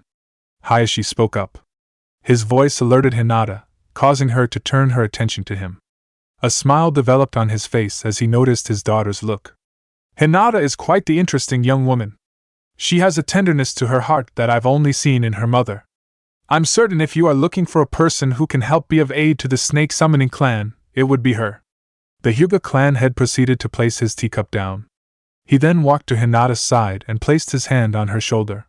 It'd be a great honor, Hinata, to have the summoning contract for one used by one of the Sannin, even if it was Orochimaru. He informed her. Hinata nodded her head in response. She closed her eyes and thought. Both Anko and Hayashi stared at her intently, waiting for a response. After a few seconds, the Chunin opened her eyes and nodded her head. I do not know if I am the best choice for such an honor, but I accept it, Hinata said, smiling at her sensei. Heh. Humble as always. That's part of the reason why I think you are the best choice. Anko grinned. The Jonin proceeded to bite her thumb. She ran through a series of hand signs before slamming her open palm on the ground. A poof of smoke filled the room before Mamushi appeared in the room.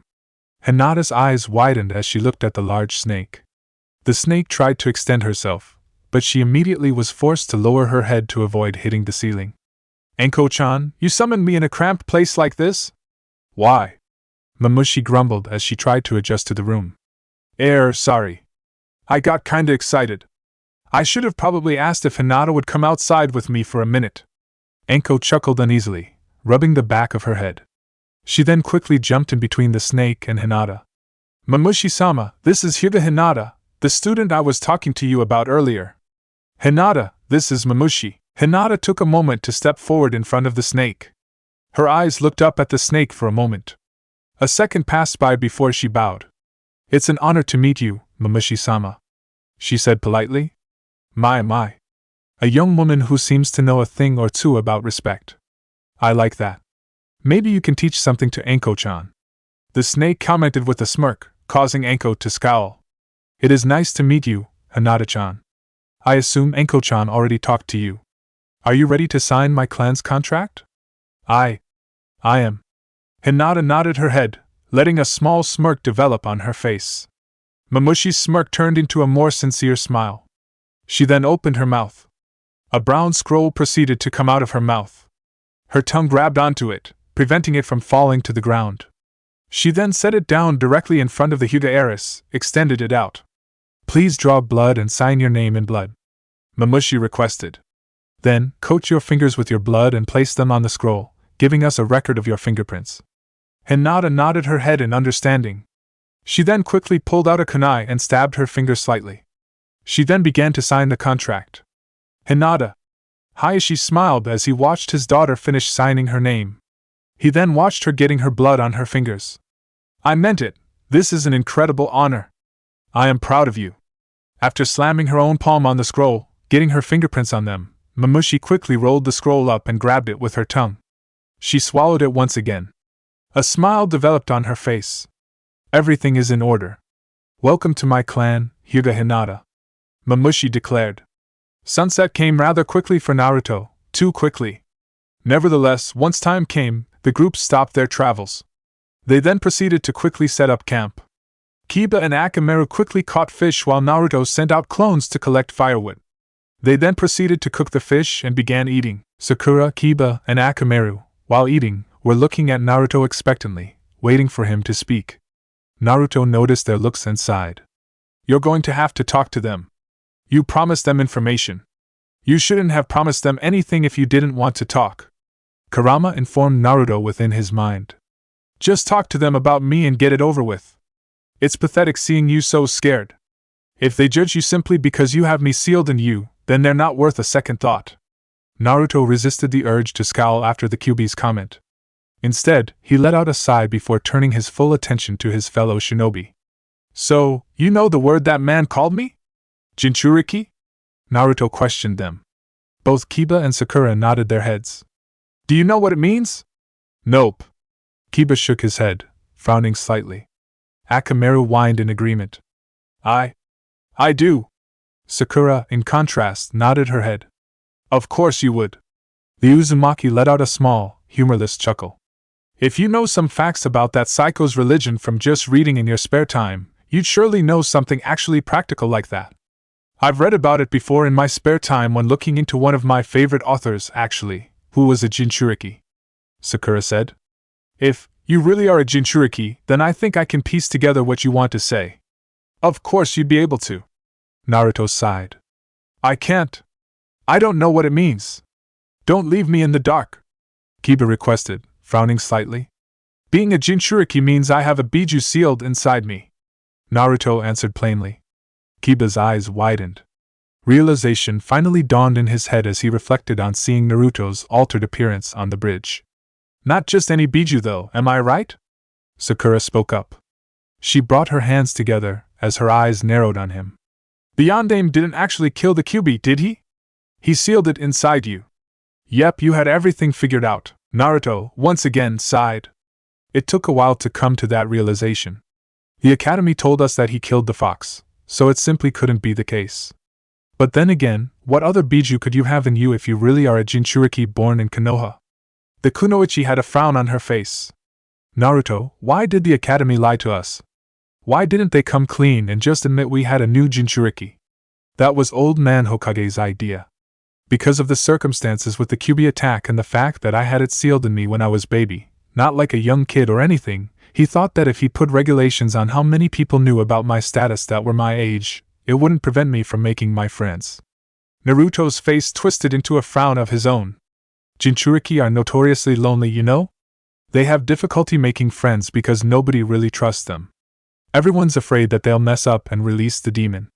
The Hokage was just trying to help me with the law. He let out a small humorless laugh.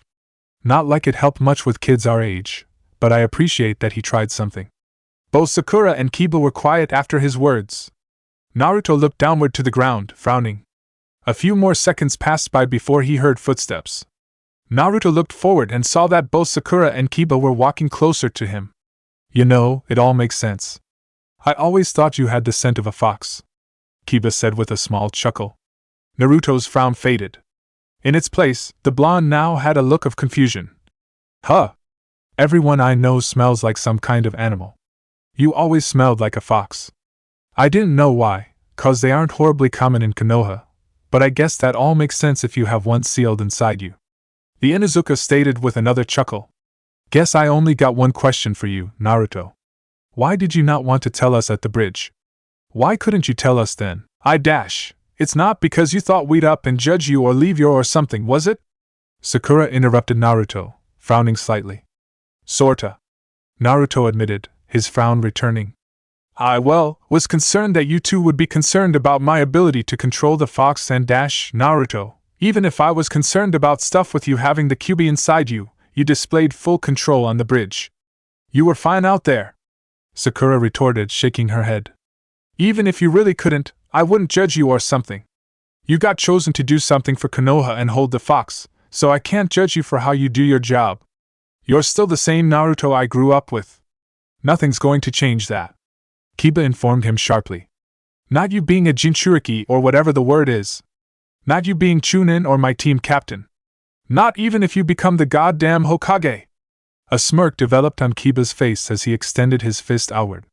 You're still the same dumbass that I goofed off with in class from time to time. Naruto's frown finally went away for good. The boy had a wide, sincere smile as he bumped fists with Kiba. I appreciate that, Kiba. Really do, he said with a chuckle. You're still the same old Naruto to me too, Sakura added with a giggle. A moment passed by before she frowned and looked down slightly. I'm sorry, if anything I did in the academy made you think I'd judge you for being a Jinchuriki.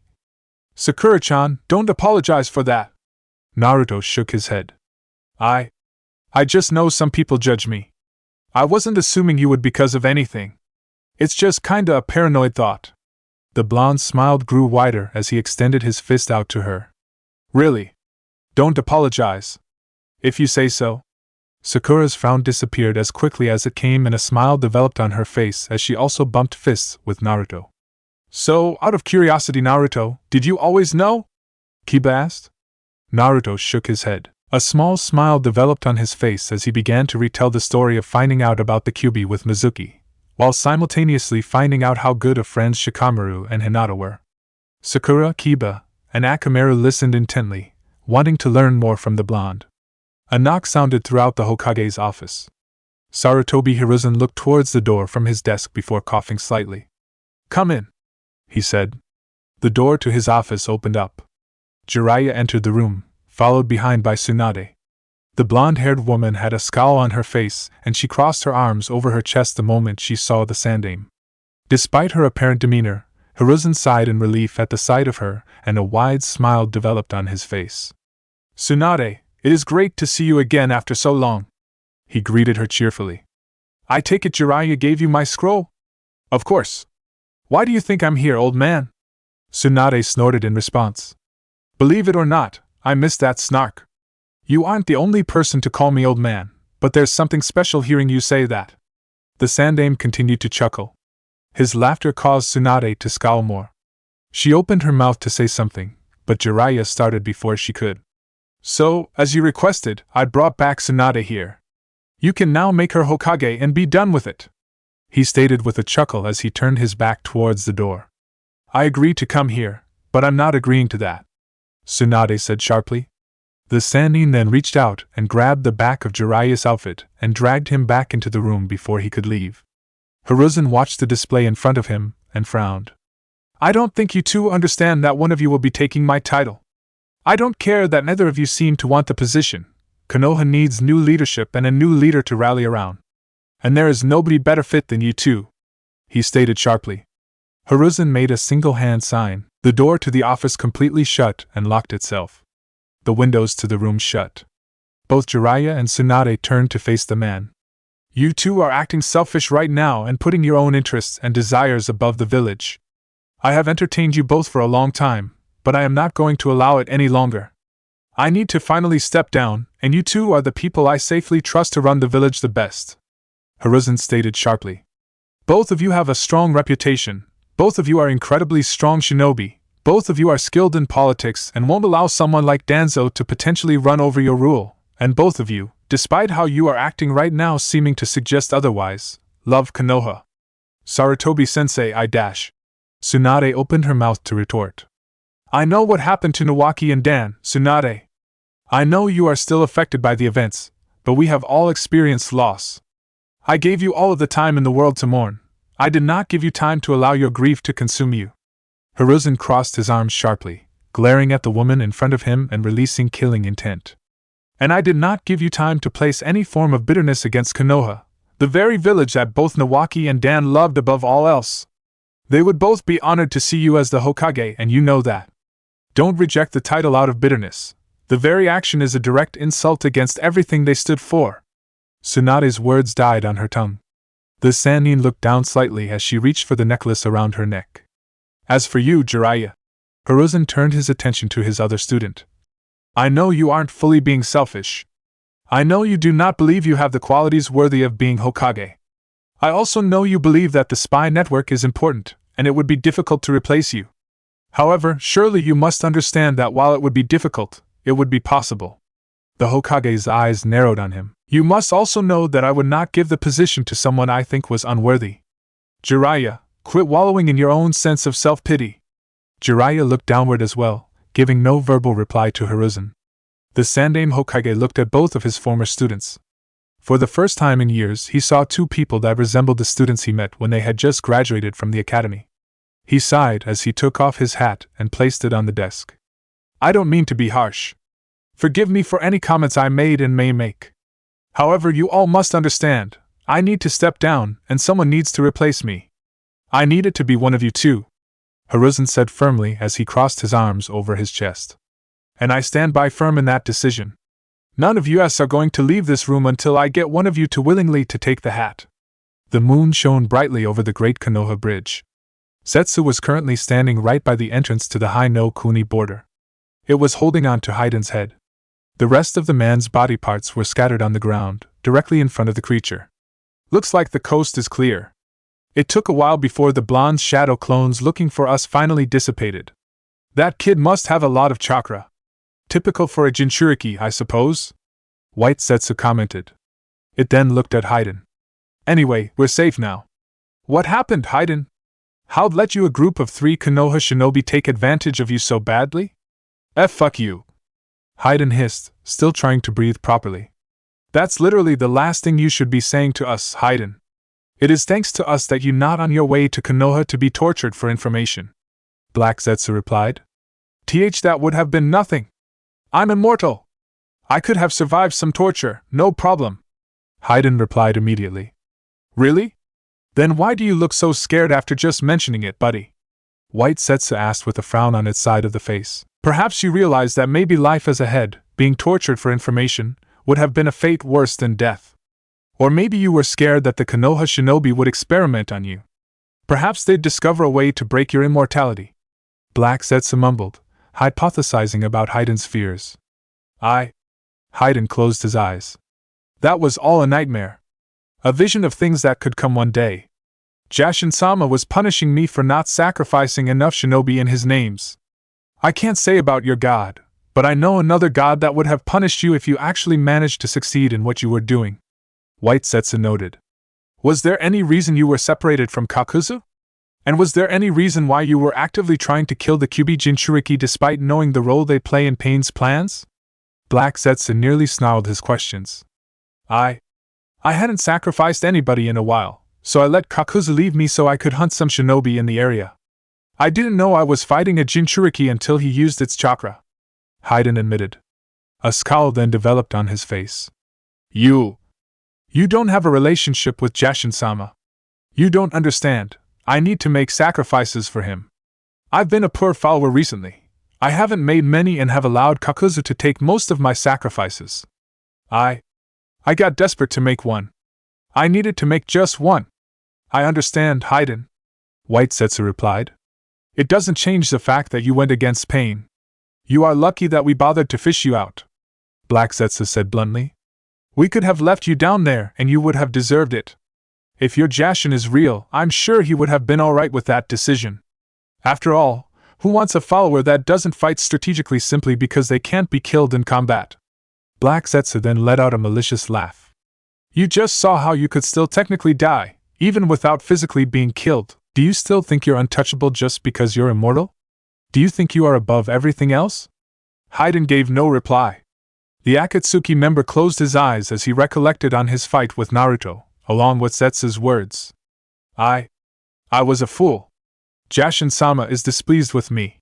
He realized. I broke one of my religious vows.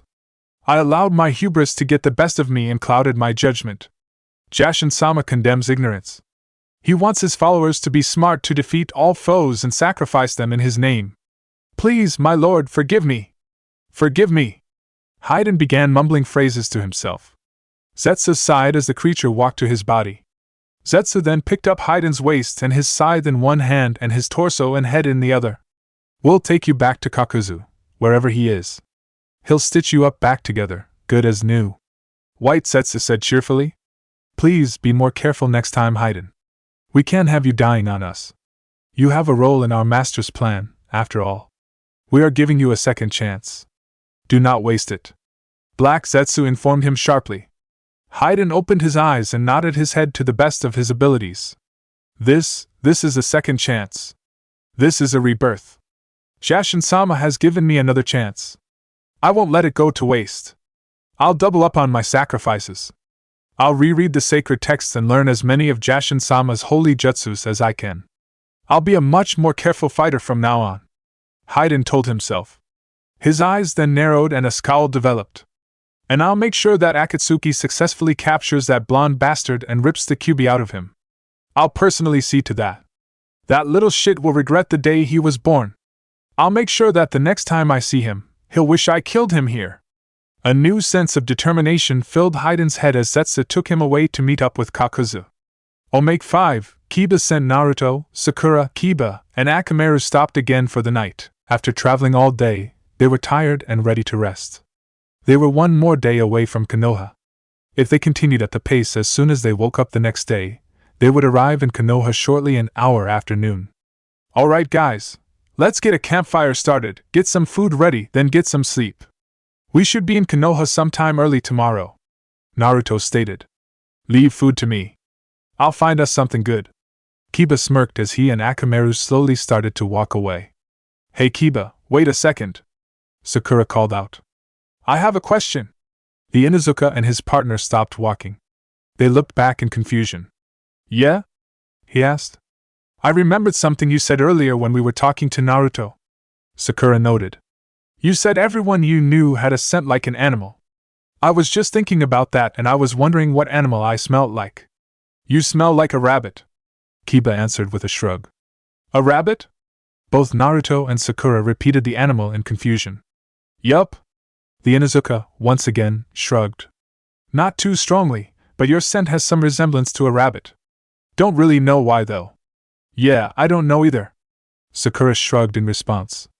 I don't think I've ever been around rabbits much. They are really cute animals though. I don't know why. I will admit though, I can only smell that scent if I really concentrate, Kiba said with a frown. 'Cause honestly, Sakura, I have no clue what kind of shit you use when you bathe, but that shit's overpowering sometimes. Can you change brands to something less powerful? It actually burns my nose. Kiba, don't tell me how I should bathe. That does not concern you, Sakura said quietly. Her hands tightened into fists as she glared at him threateningly.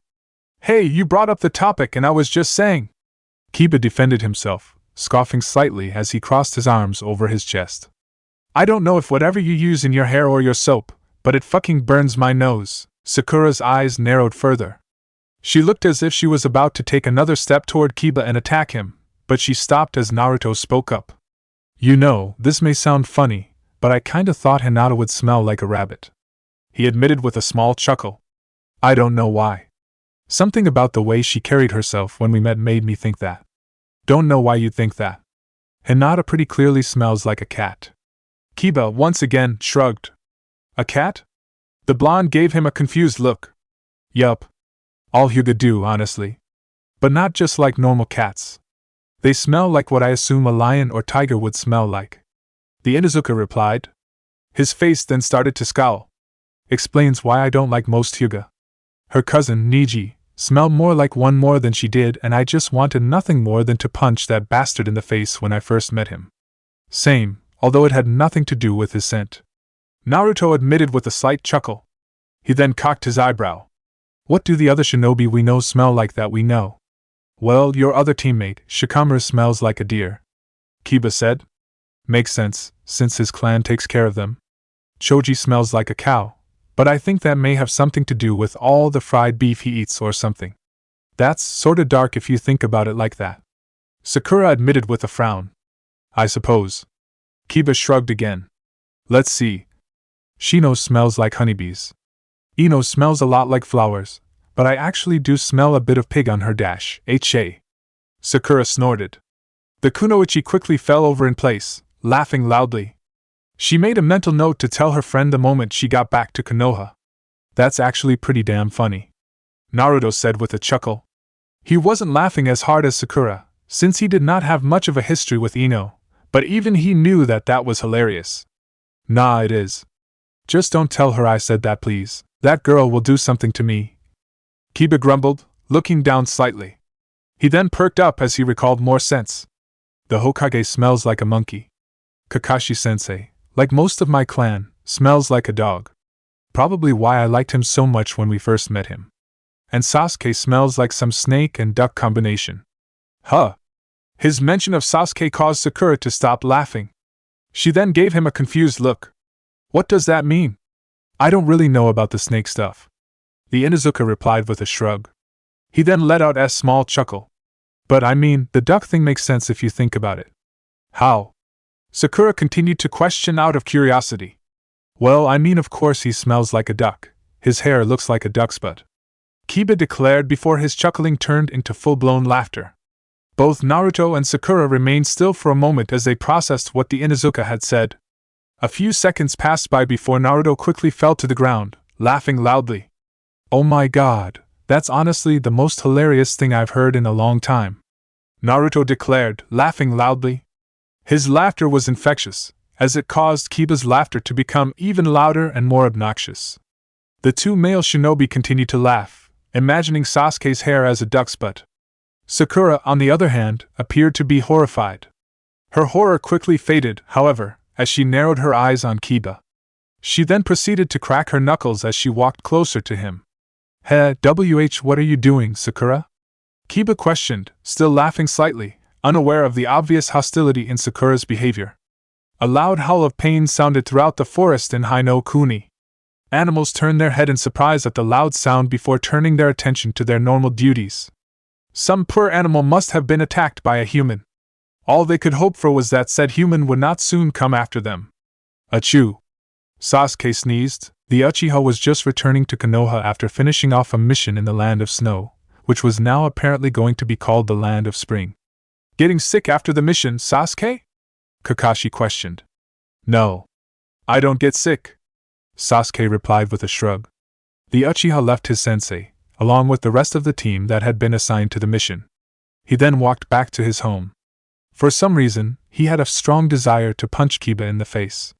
He wasn't quite certain why, but the feeling was there. Chapter 56. The Future Appears Bright. After their meeting with Hiruzen, Jiraiya and Tsunade walked through the streets of Konoha together. The two shinobi did not say anything to each other.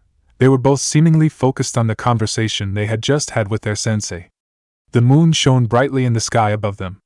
Roughly 30 minutes of walking passed by before Tsunade took in a sigh and looked over at Jiraiya. How do you feel, Godame-sama? She questioned, letting a small smile cross her lips. Don't call me that. Jiraiya immediately shook his head. I'm not worthy of the title. I honestly am not. And you think I would have been a better choice? Tsunade questioned, shaking her head in a similar manner. Once the conversation really started going on, Sarutobi-sensei made it clear which of us two he prefer as the leader, and we both know precisely why he preferred you over me. A frown developed on her face as she sighed once again. Not like I can really blame him. I probably have been acting like a selfish bitch these past couple of years. I wouldn't say that. It's not being selfish, Jiraiya quickly stated. Tsunade gave no immediate reply. She looked upward to the moon in the sky as she recalled some of the choice statements Hiruzen had to tell her. I know what happened to Nawaki and Dan, Tsunade. I know you are still affected by the events, but we have all experienced loss. I gave you all of the time in the world to mourn. I did not give you time to allow your grief to consume you. Hiruzen crossed his arms sharply, glaring at the woman in front of him and releasing killing intent. And it did not give you time to place any form of bitterness against Konoha, the very village that both Nawaki and Dan loved above all else. They would both be honored to see you as the Hokage, and you know that. Don't reject the title out of bitterness.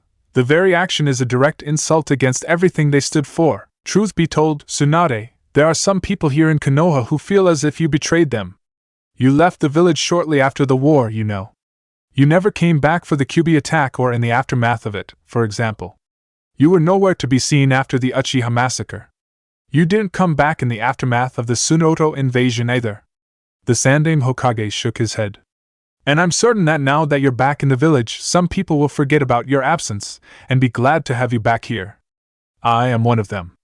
However, you must be aware of the actions, and whether or not I choose you to be my successor, you need to be repentant of them. He wants me to be repentant, Tsunade mumbled after recalling that particular statement. I suppose that he has a point. I really should have been in Konoha. At the very least, I should have come back to check. Maybe you should have, but it's too late to think of things like that. You were mourning. I wouldn't blame you for your reactions, and neither would any shinobi with a good heart, Jiraiya informed her bluntly. I highly doubt that there is that many shinobi who are upset or feel wronged by you. I'd hope not, but I'd understand why if they were. Tsunade's right hand reached for the green necklace around her neck. She tightened her grip on it immediately. Dan and Nawaki are probably disappointed in me. Hell, even grandfather and grandmother probably are. I stand by my statement, Tsunade, you've done nothing wrong, Jiraiya replied sternly. I've devoted my entire life to Konoha. Everything I have done in my life has been for this village. I have sacrificed everything, even the time to have better developed a relationship with my godson, just to keep this village safe and to give a safe home. If I can objectively look at what you have done and see nothing wrong, then you have done nothing wrong. The two Sannin remained quiet as they continued to walk through the village streets. Both repeated the words that Jiraiya had just said. A few more seconds passed before Tsunade broke the silence with a small chuckle. You know, that statement you just said about devoting your whole life to Konoha, you know that's why Sarutobi-sensei chose you, she stated. And that's why, in the end, you agreed to take the title. It's hard to argue when you two joined forces to argue with me until I took the damn title, Jiraiya said bluntly. I only really started to help because I know that, if sensei really needs one of us to be Hokage, it needed to be you, Tsunade replied. Jiraiya opened his mouth to retort, but she continued to speak before he could say a single word. Because the village deserves someone who will stay by them. It doesn't need someone who would leave the village due to personal losses, even if it would be a justified action. It needs someone who would be able to withstand any loss and still remain a figurehead and leader for the village. Her eyes then softened on her teammate. And you lost as much as I did too, right, Jiraiya? With Minato, Kushina, and those kids in aim dash, Tsunade, please, don't talk about all of them right now. The Toad Sage interrupted, speaking in a dangerously quiet voice. The Slug Princess nodded her head in understanding. Right. Sorry. A frown then developed on her face. But you understand what I am trying to say, correct? You are the best candidate for the position. Jiraiya said nothing for a few moments. Like his teammate, he began recalling some of the choice comments Hiruzen said to him. As for you, Jiraiya. Hiruzen turned his attention to his other student. I know you aren't fully being selfish. I know you do not believe you have the qualities worthy of being Hokage. I also know you believe that the spy network is important, and it would be difficult to replace you. However, surely you must understand that while it would be difficult, it would be possible. The Hokage's eyes narrowed on him. You must also know that I would not give the position to someone I think was unworthy. Jiraiya, quit wallowing in your own sense of self-pity. Jiraiya, I know you better than I believe anybody other than maybe Tsunade knows you.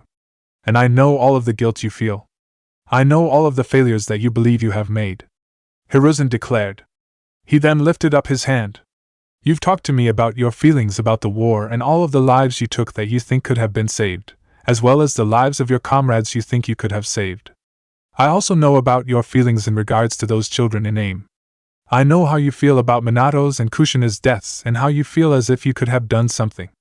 And above all else, I know your opinions on the Orochimaru situation. The Hokage took a deep breath. Jiraiya, I have those same feelings. I feel as if I could have handled diplomacy better and helped prevent the Third Shinobi World War. I feel like I could have worked better with Danzo and prevented him from going so far into his extremist regime. I feel I could have prevented the Uchiha clan massacre if I tried better to think of a resolution. And like you, I feel like I could have saved Minato and Kushina and all of the people who died in the Kyuubi attack, including my wife. And also like you, I feel like I could have saved Orochimaru from his own insanity, or prevented him from accomplishing as much of his experiments as he managed. Regardless of my failures though, I have remained as strong as possible for Konoha. I have done all I can to keep this village strong. I have tried to remain a positive figure to keep morale strong. I have tried to remain that grandfather figure for the village to turn to in times of trouble. Hiruzen said, his face developing a small smile. His eyes then narrowed on Jiraiya. And like most grandfathers, it is now my time to retire. Jiraiya, if you view yourself as a failure, then know that I see myself as a failure. And I suppose that makes you the perfect person to take my place. I still don't see it. I don't think I'm worthy of the title, Jiraiya admitted, speaking up in a quiet, uneasy voice. But if it what Sarutobi-sensei believes is necessary, if this is really what Konoha needs, then I'll do it. Whether I'm worthy or not, I'll accept the burden. And that's why it had to be you," Tsunade stated, her smile returning to her face. Jiraiya made no comment. The two shinobi continued to walk through Konoha's streets in silence. They continued to remain silent until the buildings around them started to appear more archaic. Jiraiya turned his head towards Tsunade. "We're getting close to the Senju compound, but also the Uzumaki compound. Do you want to go say hi to Masakato before heading to your place?" he questioned. "Shizun and Tantan have been at the Senju-kan by themselves since we got back to Konoha. I'd probably want to check on them," she noted with a shrug. "Also, shouldn't Masakato be asleep at this hour? Considering his age? Shizun's old enough that she can take care of herself. Hell, she and Tantan are probably asleep. Not Masakato, though. That man is probably awake, still trying to create that time travel seal he's been working on." Jiraiya's voice started to drag out for a moment before he shook his head. "Not trying to force you to go see him. Just curious about where you were going before we part ways." "Nah, you have a point. I'll go see Masakato first." Tsunade sighed. She then gave Jiraiya a curious look. "Do you still live in that dingy apartment you did back when I was in the village, or did you finally upgrade to a better one?" "Nah, I sold it not too long after Minato and Kushina passed away," the Toad Sage admitted, shaking his head. "I didn't really upgrade, 'cause I'm usually never in Konoha for more than a week at most. I usually just get a cheap room at the inn and stay there. I'll go make the arrangements for that once you get to the Uzumaki clan compound." Tsunade's eyes narrowed on her former teammate. She opened her mouth to reply, but she then stopped herself. A small smile developed on her lips. "Well, if you don't have a place for now, then you can stay at the Senju clan," she stated. "Until you get moved into the Hokage's mansion, that is. I know that there's a room in my compound for you at least." Jiraiya immediately shook his head. "Tsunade, I'm not going to dash. You got a problem?" "Shove it!" The Slug Princess interrupted him sharply. "Jiraiya, you deserve a comfy bed and a home to go back to. And if you don't have one right now, then I'll let you borrow mine for the time being. I haven't been back here in years, so it'll be just as familiar for me as it is for you." Her eyes then narrowed on him. "But I'm not going to let my friend go out to waste his money on an inn when I have the room for him." The two shinobi remained quiet again. Neither said anything. Tsunade's eyes narrowed on Jiraiya in anticipation, waiting for some sort of verbal response. After a minute, he finally let out a small chuckle. "So you finally called me a friend, Tsunade," he noted with a chuckle. "Yeah, I did. Don't get used to it, though," she replied, grinning slightly. "You're still a bastard and you know it. And you're still the same high-maintenance woman I was so fond of," the Toad Sage stated with a laugh. "Alright, I'll stay with you for a little bit." Tsunade's grin grew wider in triumph. The two Sannin proceeded to return to walking down the way, towards the Uzumaki clan compound. Silence filled the way, once again, but it was noticeably less tense and filled with less thought. It was a much more relaxed environment, befitting for two old friends who had been reunited with each other once again. The sun quickly rose throughout Konoha as the new began. People began walking through the streets of Konoha and going along with their business, as if it were any other day. Around noon, however, people began to realize that today was not any other day, as they began to notice a group of people walking through the village. "Hey, is that Jiraiya-sama?" "Yeah, it is." "How long has he been back here in the village again?" "He's been back for a while, actually." "But what's Tsunade-sama doing back?" "Tsunade-sama is back?" "Yeah, look. She even has some girl walking with her. Maybe that's a daughter? Or a student? Shodai-sama's legacy has returned." Jiraiya, Tsunade, and Shizun walked through the village, doing their best to ignore the whispers and rumors of the civilians and shinobi they were passing. "See Tsunadeheim?" Jiraiya spoke to his blonde teammate, smiling smugly as he used that honorific. "I told you that the people would be overjoyed to have you back. Any bitterness they may have is gone now that you're here again." "Humph." Tsunade crossed her arms over her chest. "I'm also hearing things about you, Jiraiya. Are you really that private when you come back to Konoha?" "For the most part." Jiraiya nodded his head. A small, perverted grin developed on his face. "Except a few times where I'm trying to get research, but it makes sense nobody would know I was here during those times." A scowl immediately developed on the Slug Princess's face. You know, and it probably has to do with the fact that we've been talking about Sensei and the hat for so long since you found me. I actually forgot about your damn books. Thanks for reminding me about them. I needed a reminder about how much of a goddamn pervert you are. Jiraiya's perverted grin seemed to develop further. He opened his mouth to say something, but he felt a small dose of killing intent directed towards him from his teammate. He proceeded to shut his mouth. The group continued to walk forward through the village, heading toward the Hokage's office. As they continued to walk, they passed by more villagers and got more people talking about their arrival. One person, however, seemed to take particular alarm to them. She had been coming back from a market with a bag of groceries, heading towards her clan estate when she noticed them. Her eyes quickly glued onto them and widened. Tsunade-sensei is back in Konoha? Nara Yoshino realized.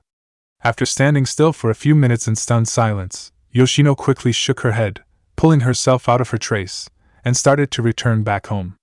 She had to struggle to remain focused on the way, making sure not to bump into any other people. Her mind was still trying to loosely process what she saw. She only saw her for a moment, and she seemed to be heading to the Hokage's office for business. Was she here for just a brief visit? Or was she here to stay? Or was she not here and her eyes were just playing tricks on her? No, that can't be right. I heard people talking about her. No, she's here. Is she here to stay? Yoshino questioned. A small smile developed on her face at the thought. I hope so. I really hope so. It's been such a long time since I last saw her. There was an extra kick in Yoshino's steps, making her walk home faster. Within a few minutes, she returned back to her clan's compound. After dropping off the groceries, she began looking for Shikaku to inform him about seeing Tsunade. When she finally found him, she saw him and Shikamaru sitting at a small table. Her husband was drinking from a bottle of sake while her son was drinking a cup of water. He was sweating heavily. Out training? Yoshino asked as she walked over to them. Both Shikaku and Shikamaru turned their heads to her and smiled. Shikaku gestured to the chair next to him. Yoshino nodded her head and took a seat with them. We're working on the shadow sewing technique. We have been working on it since yesterday. Shikamaru's starting to make some real progress with it. Shikaku noted as he took a sip of his drink. Really? Yoshino questioned, looking at her son in surprise. Yup. This one's a real pain. I don't recall ever having this many problems with a clan technique before. Shikamaru admitted with a sigh.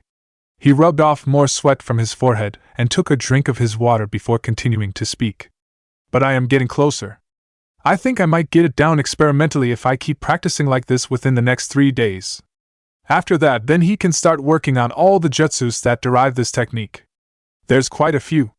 And hell, you can probably design some suited to your fighting style. Shikaku said with a shrug. It has a lot of application. You'd be surprised what you can do with it. Yeah, there's a lot to do with a jutsu like that, Yoshino commented. She then gave them a curious look. I didn't think you two be working on that jutsu so fast. When we talked about this technique and training, Shikaku-kun, you said you maybe wanted to wait another couple of months before working on it with him. I did, but Shikamaru and I had a talk that made me realize he'd benefit from knowing it now. Shikaku replied with a small smile. He's a real good shinobi, both physically and emotionally. He knows what really matters. I figured increasing his arsenal and giving him something tough to use would help him become stronger for his missions. I thought he was definitely ready for it after our little talk, so why wait any longer? Shikamaru smiled at his father's words. He opened his mouth to say something, but he opted not to and just drank his water quietly to himself, still smiling at his father's recognition. I understand. His wife nodded her head. If you want, you can probably start him up on some of the things you wanted to teach him when he got older, Shikaku suggested. Shikamaru gave Yoshino a curious look. You wanted to work on things with me, Mom?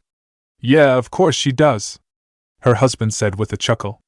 She has a few more clan techniques that she wanted to pass to you. She also said something about teaching you medical ninjutsu one day. He proceeded to give a hard look at Shikamaru. It's a difficult art, and I don't know if you'll really be able to pick it up. It's not for everyone, but Yoshino was saying she'd like to try with you. I know it's not for everyone, but I'd like to learn it. There are a lot of benefits to knowing it. I became more aware of that recently, Shikamaru admitted, giving his mother a serious look. If you're up for teaching me, I'd like to try start learning it as quick as I possibly can. I would like to also start teaching you, yeah? Yoshino spoke up, nodding her head. Our clan has a book on medicine preparations and treatments that actually help provide a basis for training most medical shinobi here in Konoha. If you actually have any ability in it whatsoever, I can definitely help develop it further. Yoshino's words died on her tongue as she recalled what she was going to inform Shikaku. Her eyes widened once again as a thought entered her head. Mom? Shikamaru called out to her. You okay? I'm fine. I just had an idea, she said. She then proceeded to stand up from her chair. I actually want you to start training in medical ninjutsu. However, let me go check something. I might be able to provide you a better instructor, and if I can, I think I can have you on track to being one of the best medics ever produced in Konoha. With those words, Yoshino bowed before running away from the table. Shikaku and Shikamaru watched her rush away quickly in confusion. They then turned their heads toward each other, giving each other the same look. Do you dash? Shikamaru opened his mouth to ask his father a question. No, I don't know what she's talking about, he replied with a shake of his head. Yoshino's actually pretty proud of her medical techniques. She was on a genin team under Senju Tsunade, for fuck's sake. I don't know who she would think would be a better instructor for you than her. He then let out a small chuckle as he brought his sake to his lips. Other than Tsunade herself, but it's not like she's here. She hasn't been in years, and I'd know by now if she was back in the village. I mean, could it be? Shikamaru wondered, imagining Tsunade as an instructor. We've been training all day today. Maybe she did come while we've been busy? Nah, I'm sure somebody would have reported it to me by now if she was. Shikaku shook his head. He finished off his sake before turning his attention back to his son. Anyway, you hydrated again? Ready to get back to work? Shikamaru took one last drink of his water before placing the cup down on the table and nodding his head. The father and son proceeded to stand back up and return back to their training. Summoning Jutsu! Hinata slammed an open palm on the ground, causing smoke to cover the entire courtyard of the Hyuga clan compound, where she was practicing. A few seconds passed by before the smoke vanished, revealing a small white, gold-dotted egg. The Hyuga heiress's eyes twitched at the sight. Another one? Really? Keep trying. Enko encouraged as the egg vanished in another poof of smoke. Hinata sighed as she bit her thumb, drawing blood, and began to run through the same hand signs she had been. The kunoichi had been attempting to summon a snake since she had signed the contract the previous day. She was so focused on learning the jutsu that Enko agreed to meet with her at her clan to help her train. Still, despite her sensei's advice and all the practice, the only things she was able to summon were small snake eggs that returned back to Ryuchi Cave shortly after being summoned. It was becoming an increasingly tedious sight for the Chunin. She closed her eyes as the smoke appeared from her latest attempt. She began to silently pray that she had succeeded. When she finally opened her eyes, she sighed at the sight of another egg. Naruto-kun said it was difficult for him to learn how to summon a toad, but I didn't think it would be this hard to summon something. Hinata mumbled as she pocketed her heads. The Hyuga made the comment to herself, but Enko managed to hear it. The Jonin snorted. The summoning jutsu is one giant pain in the ass, she replied. You wouldn't think that though, just from watching someone like you do it. Hinata noted with a frown. Well, I mean, it isn't like a difficult thing for me to do now, but back when I started, I had an absolutely hellish time learning how to use it. Enko, once again, snorted. Back when Orochimaru was still a loyal Konoha shinobi and wasn't the worst human being ever to live, he made a bet with me that I couldn't summon a snake on my first day of trying. Loser had to buy dinner. Naturally, I took it as a challenge and accepted only to fail in a gloriously awful fashion. Her eyes then narrowed as she shook her head. And when I did lose, that fucker decided to take me to the most expensive restaurant he could find in Konoha just because he knew I would have a difficult time paying for it. What a dick! I agree? Hinata blinked in confusion. She wasn't really certain how she was supposed to respond to that. Ugh! He was the actual worst. Enko proceeded to shake her head. She then turned to face Hinata and an innocent-looking smile developed on her lips. Hey, Hinata, wanna make a bet? Her eyes widened in response, and she immediately shook her head. I don't think dash. How's the training going? Both Enko and Hinata turned their heads to see Hyuga Hanabi walking towards them.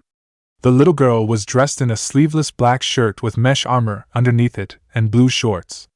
Her outfit, along with some bruises on her face, suggested that she had just finished training. Hanabi, how was training with father?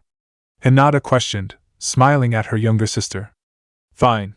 You've made a lot of progress, so he's bumped up my training a little bit so I don't get far behind, she said with a shrug. She then looked over at Hinata with a frown. Hey, you didn't answer my question. How's yours going? It's going. The Chunin sighed in response. Father told me you are trying to summon a snake, yeah? Hanabi asked. Hinata nodded her head, which caused Hanabi to bounce up in excitement. Can you show me? Can you? Don't know if she can, squirt. That's what she's been trying, and failing, to do since yesterday. Anko spoke up, chuckling slightly. Hanabi turned her attention to the Jonin and scowled. Hey! Don't me that. That's an undignified and not a proper way to refer to a lady. Yeesh. Anko grumbled, rolling her eyes slightly. You're like, what, 7 years old? You shouldn't dash 8. Actually, I'm 8.5. The little girl replied, crossing her arms over her chest. That's still too young to actually care about dignity, and trying to act like a lady. Anko shook her head and frowned. God, what happened to the days where kids acted like kids? Anko-sensei, Hanabi, please don't fight. Hinata quickly pleaded, clapping her hands together in some prayer. If you two fight and Anko gets too agitated, she'll start swearing and saying things that someone Hanabi's age should never hear. Anko and Hanabi looked at each other for a few seconds, their eyes narrowed, before they turned away. Hanabi then turned her attention back to her older sister and smiled. Come on, Hinata, show me a snake. You can do it, she said excitedly. I know you can, Okay. Hinata let out a small chuckle as she pulled out her hands and bit her thumb. I'll try again. Maybe you being here will be my lucky charm. Hee. Hanabi giggled at the comment. Maybe I am. Maybe she is. Anko grinned as she looked at Hinata. Before you try, though, wanna make a bet? Weren't you just complaining about getting screwed by a bet earlier? Hinata questioned with a frown. I did, so I'd like to do the same thing to you. The Jonin replied bluntly. Hinata's frown deepened in response, causing her to laugh loudly. It's just a joke. Sorta. Come on, take up the bet. If you win, I'll do a favor for you. You lose, you have to do me a favor. And I promise, it won't be embarrassing or anything. Hinata remained still for a moment as she closed her eyes and thought. Her initial instinct was to say no, but she did have something she could use help for, and Anko would be a big help. I probably could just ask her, and she'd say yes anyway, but why not? This'll be fun if I get to do it this day. Hinata smiled as she opened her eyes and nodded her head. Okay. We have a bet. The Hyuga heiress then turned her attention back to her hand. Blood was still fresh on her thumb, so she quickly ran through the hand signs again. She then channeled an extensive amount of chakra into her palm as she slammed it on the ground. Summoning Jutsu! Smoke filled the courtyard again as a result of the Jutsu. Hanabi's eyes widened in excitement to see the result of the Jutsu. Both Hinata and Anko looked over anxiously, both expecting to see another gold-dotted egg. Instead, they saw a small, yellow snake with green stripes going down its scales. Are you fucking serious? Anko's eyes widened at the sight of the snake. Literally right after we make the damn bet? I did it. Hinata's eyes were wide as well. She had not been expecting to get it done as fast as she did. Sweat started running down her face as she jumped up and down. I did. Chakra exhaustion started to kick in. She quickly fell to the ground on her knees. She began to grumble in pain as she tried to pull herself up. Hanabi, on the other hand, was beaming in excitement. She quickly rushed up to the little snake, who was currently looking around the area. Hello? She greeted the snake politely. What's your name? Hi. I'm Hebihiro. The snake replied hesitantly, bowing his head respectfully. I, have never been summoned before. Did you summon me? No, that was my sister. Hanabi pointed to the Chunin, who was still struggling to stand. Hi. Hinata greeted the snake, Hebihiro, with an exhausted voice. Oh. Hi. Hebihiro turned his head towards Hinata and bowed again. How can I help you? Hinata didn't say anything for a few seconds. She finally pulled herself off the ground and took in a deep breath. Feeling a little more energized, she then turned her attention to the snake and shook her head. You don't have to worry about anything, the Chunin said. I'm here to Hinata.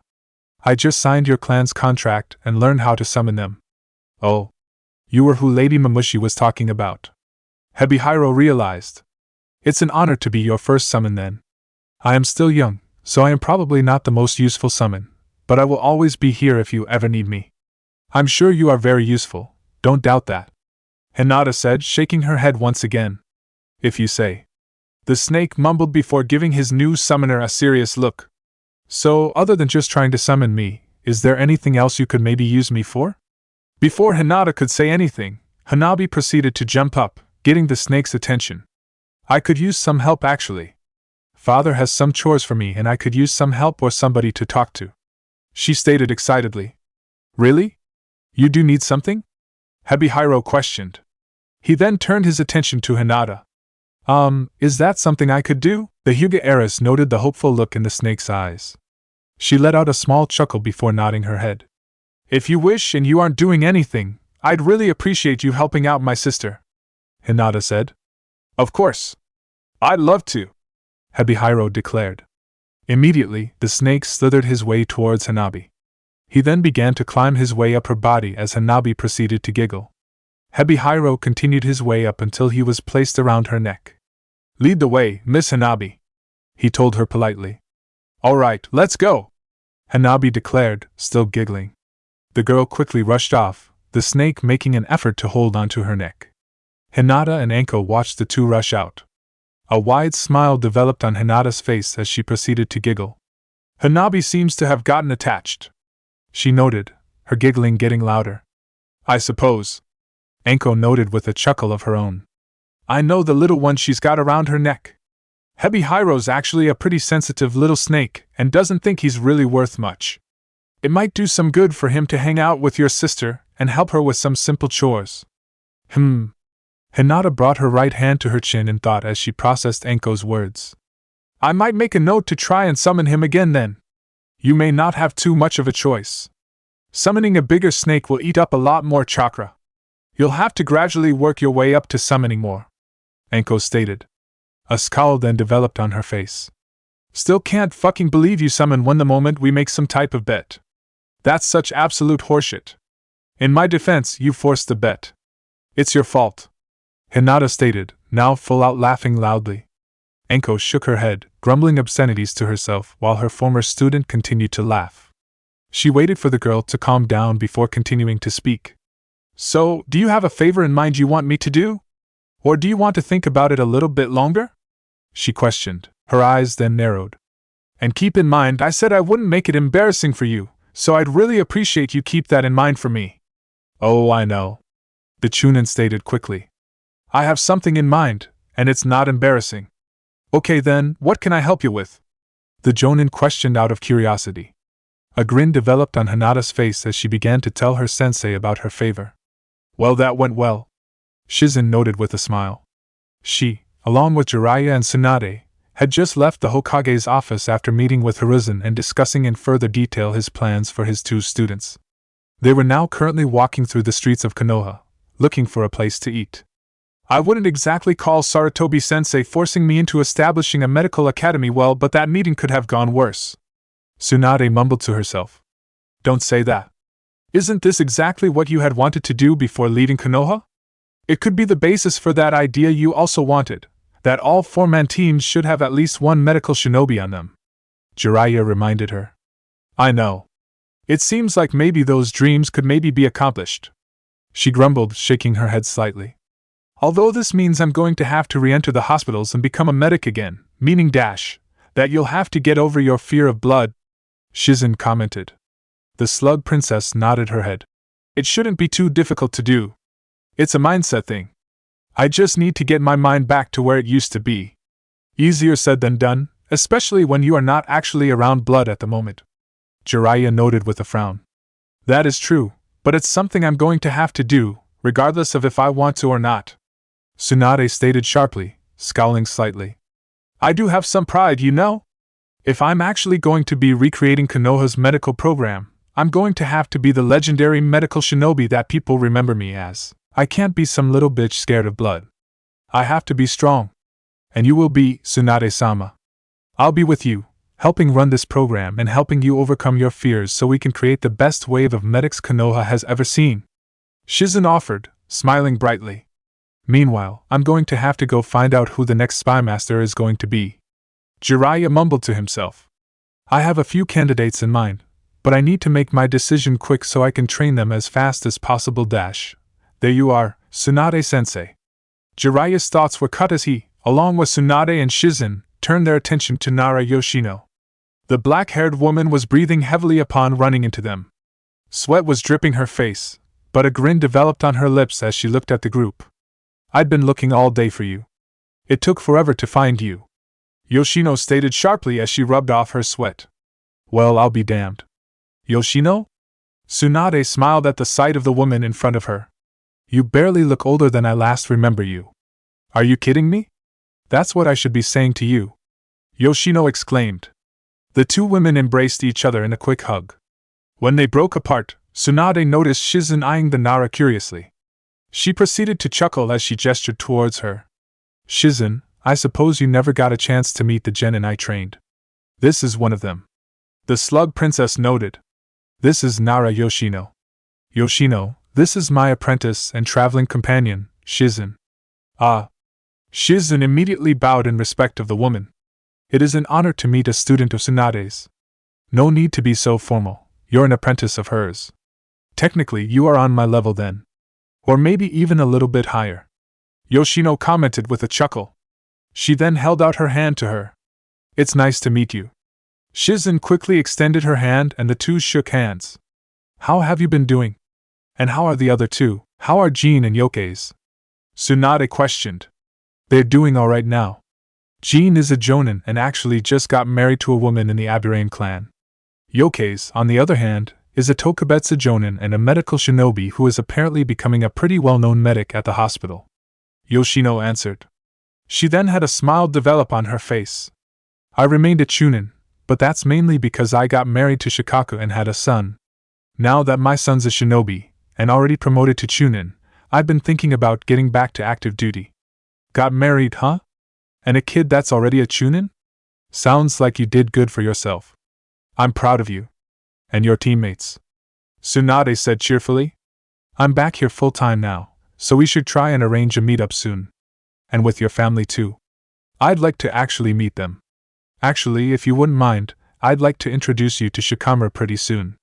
The Nara said, her demeanor becoming more serious. I was actually looking for you to meet with you, get reacquainted, and maybe ask if you'd be willing to tutor my son in the art of medical ninjutsu. Jiraiya, who had been listening to the conversation and not participating, looked at Yoshino in surprise. Isn't her son Naruto's teammate Shikamaru? She wants him to be a medical shinobi? Tsunade's cheer seemed to disappear. A neutral expression developed on her face as she sighed. I'm not going to have time to take on an individual apprentice, she said plainly.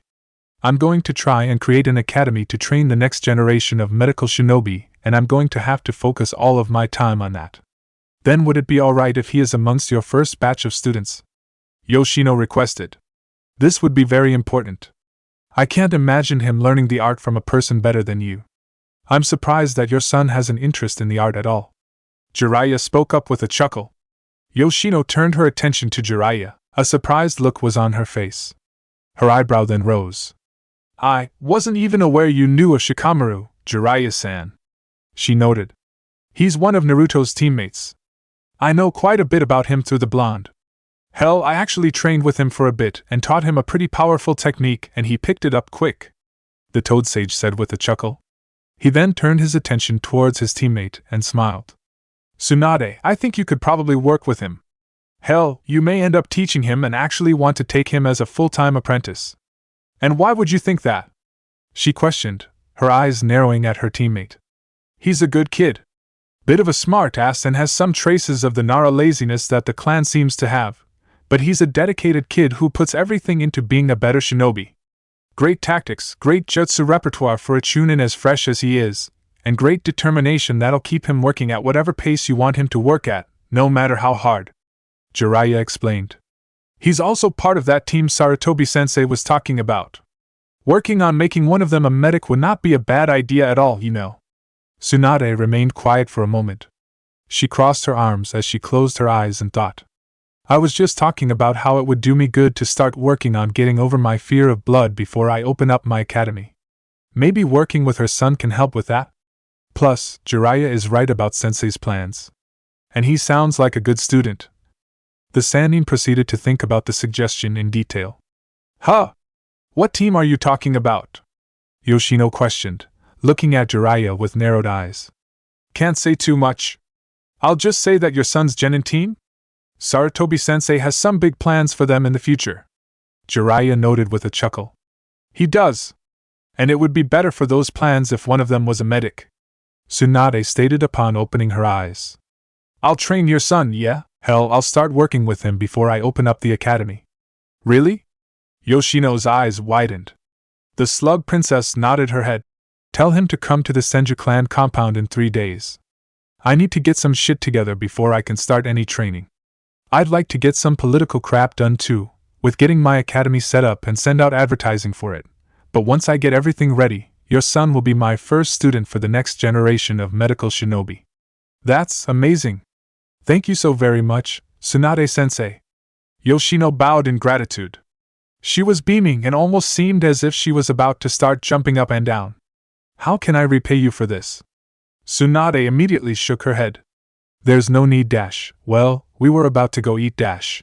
Jiraiya started to speak at the same time. The two Sannin turned to face each other. Jiraiya rubbed the back of his head sheepishly while Tsunade gave him a glare. Yoshino, however, seemed to be oblivious to the interaction between the two. Instead, she clapped her hands together. Ah, that's a great idea, she declared. I'll cook food for you. It's the least I can do for you. Plus, it'll give me a chance to introduce you to my husband and Shikamaru. Huh? Tsunade blinked in confusion. That's not dash, I insist. Come on.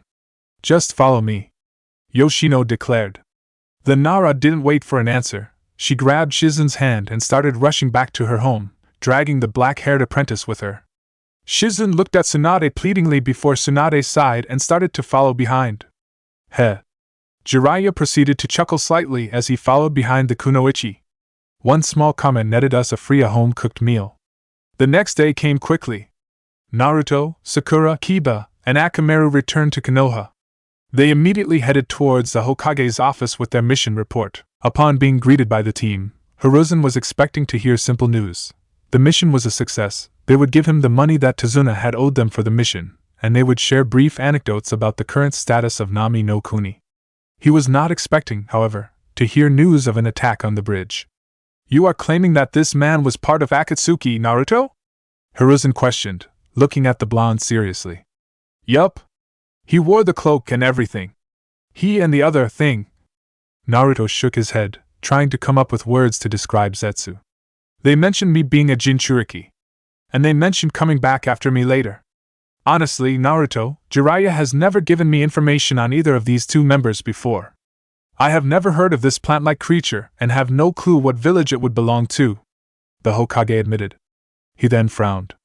I do, however, believe I know who the other man is. Haiden, a former shinobi of Yugakure. Yugakure? Was that even a thing? Kiba questioned, giving the Hokage a confused look. It was, Sakura answered for the Sandaime. It used to be a minor village, but then it developed into a tourist destination. It was a much more profitable decision for the village, as it never produced any really good shinobi that attracted clients. That is true, Sakura. Hiruzen nodded his head as his frown deepened. Unfortunately, that seemed to anger Haiden, who was the only truly well-known shinobi of the village. He proceeded to slaughter a lot of key members behind the decision to turn the village into a tourist spot before becoming a missing shinobi. Hiruzen's frown then turned into a scowl.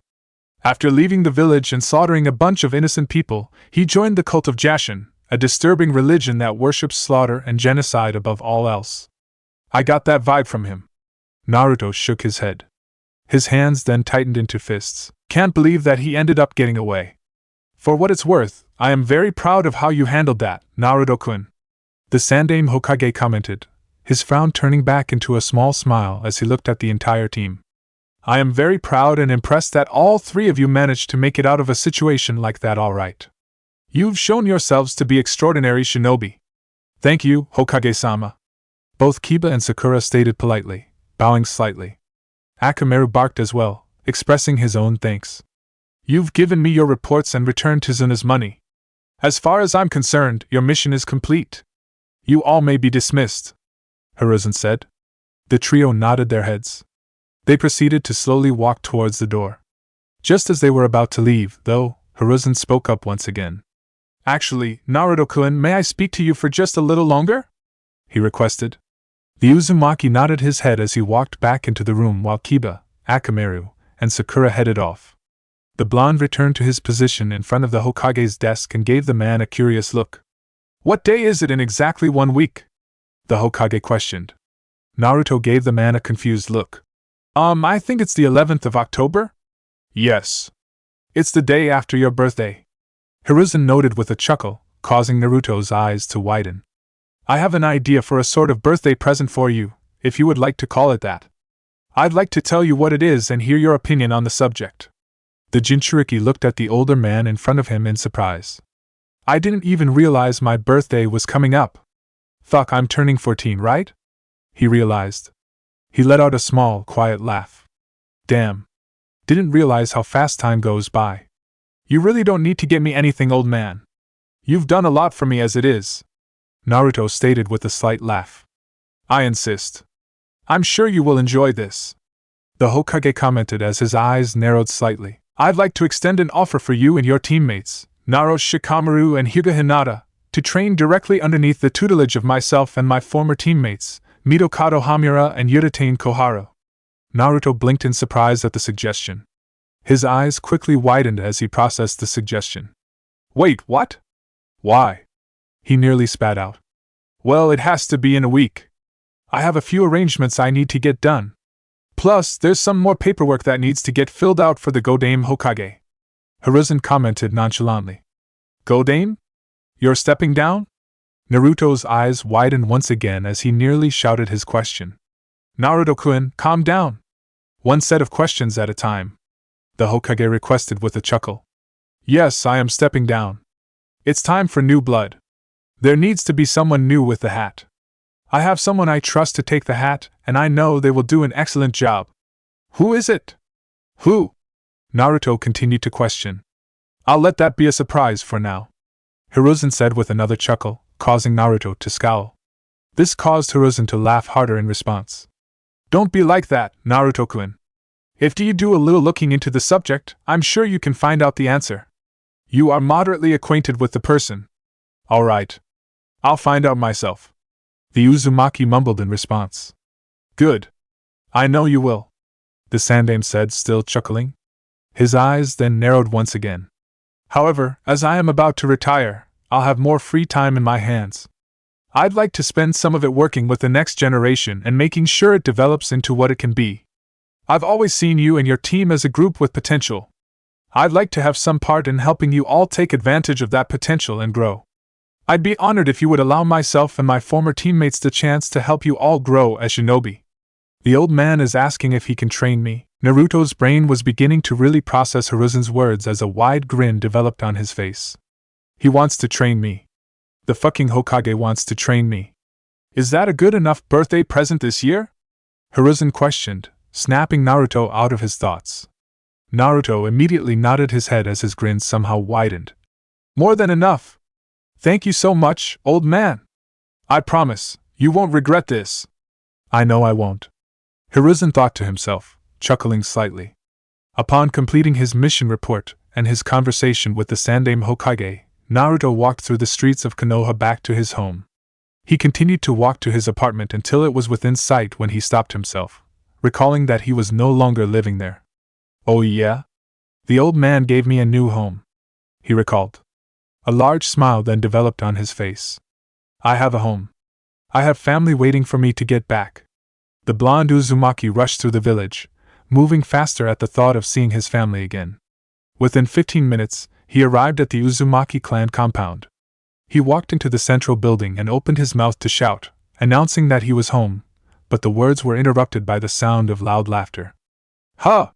He blinked in confusion. Naruto started to walk through the building in the direction of the noise. Within moments, he arrived in the Uzumaki clan kitchen. Masakado was sitting at the large, circular table in the room and had a large grin on his face as he talked with Tsunade. Both shinobi were holding cups of tea in their hands while Shizen was walking back to the kitchen with an empty teapot. "Run that by me again," Masakado requested. "You made a bet with your team that you'd be the only one to make Chunin at your first Chunin exams, and when you all made Chunin at the exam, you owed them how much?" "I'm not repeating the number," Tsunade said with a chuckle as she shook her head. "It took 2 whole months of missions to pay them. And Orochimaru was such a fucking bitch back then. There wasn't a day that went by when he wouldn't remind me exactly how much I owed him. And the fucker was even thinking about charging me interest." She took a sip of her tea before continuing to speak. "After the bullshit he gave me, I vowed never to gamble again. I didn't want to deal with greedy bastards like him." "A vow you quickly broke," the former Yuzakage said bluntly with a snort. "Hey! I kept the vow," the slug princess said sternly. She kept a straight face for a second before she started to lose her composure and began to laugh. "Until, the first day I ever walked into a casino." "Ha! You feel victim to one of the biggest shinobi vices," Masakado said bluntly, his snorts turning into raucous laughter. "Hey, not my fault! Have you ever truly gambled at a big-time, fancy casino with new slot machines and beautiful card tables?" Tsunade questioned, still laughing as well. "Honestly, the adrenaline is amazing. It's honestly better than both a night at the pub and having sex." Naruto mumbled, trying to come up with something to say to get their attention. His mumbling worked, however, as Masakado and Tsunade stopped laughing and turned their heads towards him. Even Shizen, who was cleaning out the empty teapot, turned to face the boy. Masakado's grin seemed to grow wider at the sight of him as he gestured towards the table. "Naruto, you're back. Sit down," he said cheerfully. "How was the mission?" "Well, the mission was alright. Could have gone better," Naruto said with a shrug. He proceeded to take a seat next to Masakado and looked Tsunade in the eye. "And you are? Do you always speak to new people like that?" Tsunade questioned, rolling her eyes slightly. "Not really, but you're in my house and I have no clue who you are," Naruto stated, rolling his eyes as well. "Sorry." Looks like you two are getting along already," Masakado said with a snort. "Tsunade, this is Uzumaki Naruto. He's the kid Jiraiya and I were talking about last night." "Great kid." The Yuzakage then gestured the Sannin. "Naruto, this is Senju Tsunade. You may know about her from your history classes or something, but as far as I'm concerned, she's Uzumaki Mito's snotty granddaughter." Naruto's eyes widened in realization. "Tsunade? As in the Sannin? As in the granddaughter of the Shodai Hokage? Snotty?" Tsunade's eyes narrowed on Masakado. "Where did that come from? Are you really basing it off that one time where we met when I was a kid?" "I am." He nodded his head, smirking slightly. "Also basing it off some of the letters Mito wrote me when you were growing up. Trust me, Tsunade, you'd think you were a snot too if you read some of them." "Fucking hell." The Senju shook her head. "So you are the Tsunade, huh?" Naruto questioned, looking at the woman in front of him in curiosity. "You were Ero Sennin's teammate?" "Ero Sennin? You mean Jiraiya dash." Tsunade's words died on her lips as she began to recall exactly what name Naruto called Jiraiya. "Ha! Ha ho ha ho ha ho ha ho ha ho ha ho ho." She began laughing raucously as she slammed her fist onto the table, causing it to split in two and send the 2 teacups on the table to the ground, shattering upon impact. "That's fucking hilarious. No, that's my fucking table. Damn it, Tsunade!" Masakado shouted, glaring at the Senju. "I'm going to have to replace that." No, you won't have to. I'll pay for the replacement." "Sorry." Tsunade apologized as she rubbed tears out of her eyes. She then turned to face Naruto and smirked. "That's honestly the funniest thing I've heard in years." "Thank you." "You're welcome," Naruto replied, grinning in response at her reaction. "It's true, though. It honestly is," the slug princess replied with another laugh. "I'll get you all more cups of tea," Shizen offered as she took the teapot she had just finished cleaning and began to prepare more tea. "Would you like some too, Naruto?" Naruto turned his head towards the other kunoichi. "I suppose, Shizen. It's nice to meet you," she said with a smile. "I'll make you a tea as well, then." Thanks, the Jinchuriki said, smiling back. It's nice meeting you too, Shizen. Naruto proceeded to turn his attention back to Masakato and Tsunade. The three proceeded to stand up, moving away from the remains of the table that Tsunade had broken. They now walked to the counter next to the stove where Shizen was preparing the tea. It is good to have you back, Naruto, Masakato said as he began to look at Naruto suspiciously. I trust that, while on your mission, you were practicing your Fuinjutsu, yes? I was, Ji-san. Relax, Naruto replied with a chuckle. I can actually create the seal for the protective winds jutsu now. Good. Really good, the Yuzukage declared excitedly. I'm glad you got some practice in. Wouldn't want Tayuya to get ahead of you by too much if you didn't practice or anything. I wouldn't let her get ahead, he said confidently. A curious look then developed on his face. Speaking of her, where is Tayuya-ne? She actually left just a moment ago. Jiraiya came by to pick her up to talk to her for a bit, Tsunade said with a shrug. Really? Naruto blinked in confusion. Why? We'll find out when they get back. The Senju shrugged. She then gave Naruto a curious look. By the way, you're friends with Naresh Shikamaru, right? I am, Naruto said, a smile developing on his face. He's one of my best friends. Why? I trained his mother and just met the kid not too long ago. Didn't really get a good read on him. He seemed more reserved than what I was expecting, Tsunade admitted with a shrug. Care to tell me more about him? Heh. The blonde Uzumaki let out a snort as his mind began to recall various stories he had about Shikamaru. I can tell you a lot of things about him. Whatever you'd like to know. After walking for roughly 15 minutes, Jiraiya and Tayuya arrived at the base of the Hokage Mountains. Jiraiya walked over to a bench directly underneath the mountains. He then gestured towards the seat next to him. Tayuya sighed before taking a seat next to him. Have you been out here yet? I know you haven't been in Konoha for too long, but this is probably one of my favorite spots in the village, Jiraiya commented with a smile as he looked up, getting a good look at the faces above him. Being in the presence of the four Hokage kinda allows you to think about things differently. It puts your thoughts into perspective. I have been out here before and I do like it out here, but not because of any reason like that, Tayuya answered with a shrug. It's peaceful out here. I like to bring my flute and practice out here if I want to get some fresh air instead of staying in the clan's compound. Yeah, I could see that, the Toad Sage noted with a smile. So, let's just get to the point, the Uzumaki commented. What did you want to talk about with me? Jiraiya gave no immediate answer. He remained focused on the Hokage faces above him. Tayuya looked at him, waiting for him to speak. After nearly 30 seconds of silence, her eyes narrowed and a scowl developed on her face. I asked a question, damn it, she shouted. If you wanted to sit and think, then you could have done that by yourself. You don't need me for company. I wanted to ask you to do a job for me, Jiraiya finally said as he turned his attention back to Tayuya. A job? Her eyes narrowed in suspicion. You're an interesting person, Tayuya. Perhaps some people wouldn't pick you for something like this.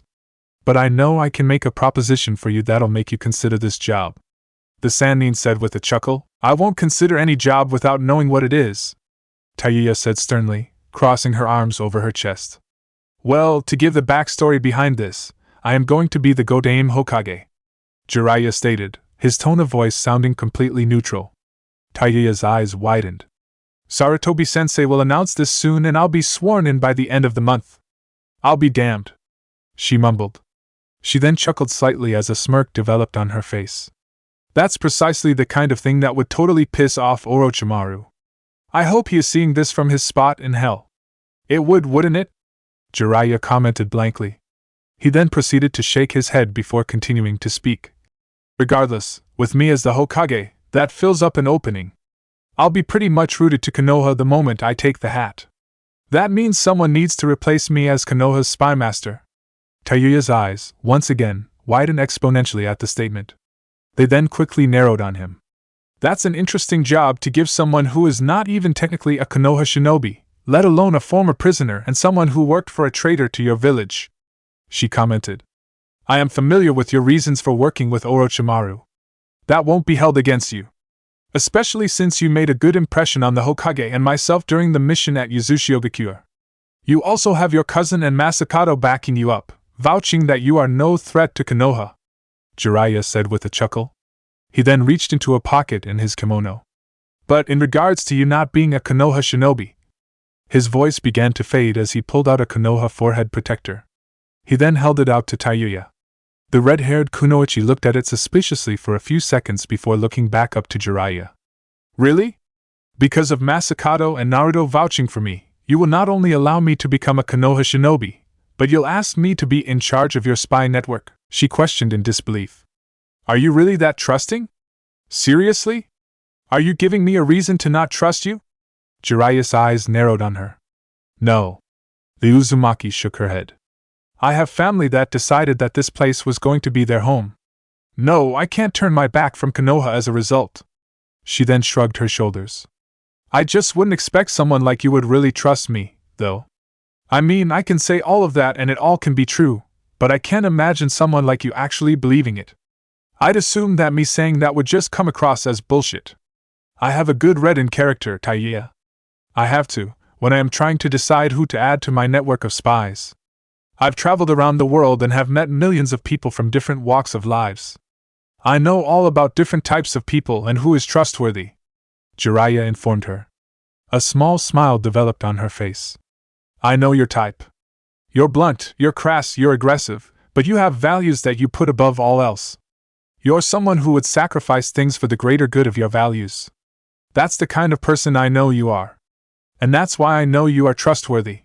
His statement caused Tayuya to become quiet. She looked downward as she processed his read on her. "It's accurate," she thought to herself. "Now your values overlap with Konoha's. That's even more reason why I know I can trust you," the Toad Sage said as he extended the forehead protector further towards her. "I'd also like to believe that, making you the spy master here at Konoha, is perfect for you and even could benefit you." "How?" Tayuya questioned, looking back up to Jiraiya. "It's perfect for you because of your training with Orochimaru," he said. "I know you have to have been given heavy espionage training. I know you must know how to work your way through back alleys, black markets, and the red light districts of villages. I know you must have a good read and an inherent suspiciousness of people when you first meet them that will make you cautious and wary of any information you hear and allow you to really look for the truth. And I know you are combat trained if a circumstance where you need to fight comes up." A smile then developed on your face. "I assume you'd also really like the job, though, because it would allow you to move throughout the elemental nations in Konoha's behalf. Perhaps while you are on the move, you'd be able to run into more members of the scattered Uzumaki clan?" "Wait, what?" Tayuya's eyes widened in surprise at Jiraiya's statement. "Seriously? You'd be giving me permission to dash. Your duties are primarily for Konoha." He interrupted her. "I expect you to be looking out for the village's best interest and obtaining information that will help the village." The smile on his face seemed to grow as he continued to speak. "However, you have a lot of time on the road and it can take time waiting for your contacts. I used my time to start writing and doing research for my writing. Perhaps you could use your time looking for information on other Uzumaki?" His smile then turned into a full-blown, excited grin. "And if you did find anybody and maybe directed them to Konoha, as the active Hokage, I could grant them citizenship status immediately and safety in the village with a family with no strings attached?" "You? Really?" The kunoichi's eyes began to water slightly. She quickly brushed away at her eyes, getting rid of any tears that were beginning to develop. "You'd actually let me do that? You'd let me go look for my clansmen?" "Of course," Jiraiya said, his grin turning back into a more sincere smile. Tayuya tried to rub away her tears, but her efforts were fruitless. They began to free-fall down her face. She didn't stop them, though. A large smile developed on her lips. I can do it. I can finally try and find my clan and bring everyone together. I can recreate the Uzumaki clan," she realized. A few seconds passed by before she finally rubbed away her tears. She then looked back to Jiraiya, who was still holding out the Konoha forehead protector. The Uzumaki reached out for it and took it in her hands. She quickly tied it around her neck. "As the spy master of Konoha, you will be granted Jonin status. As I said earlier, I am confident in your abilities, so I won't bore you with training on topics that I believe you won't need. I still would like to train you loosely, though. And what I will do is introduce you to my most important contacts. However, you are free to make your own network. Add anyone you feel you can personally trust. I believe I can trust your judgment, Jiraiya informed her. We'll head out, though, for this training and the introductions in 1 week. Understood. Tayuya nodded her head. The Uzumaki's eyes wandered upwards towards the Hokage faces on the mountain. The Konoha spymaster, huh? All right. I'll make this work, Tayuya thought to herself. Her eyes then narrowed on the faces of the mountain, as if she was addressing them. Hey, you four, this village is now the home of my family. And that means I'll do everything I can. You can count on me. For the first time in years, Tayuya actually felt like she was in a home, and nothing was going to take it away from her. Ever. 3 days had passed since Tsunade's arrival in Konoha and her meeting with Yoshino. The Nara remembered their agreement, and, as a result, she quickly handed Shikamaru a copy of the medical book that the Nara clan possessed before sending him off, informing him to meet with the Sannin in the Senju clan compound.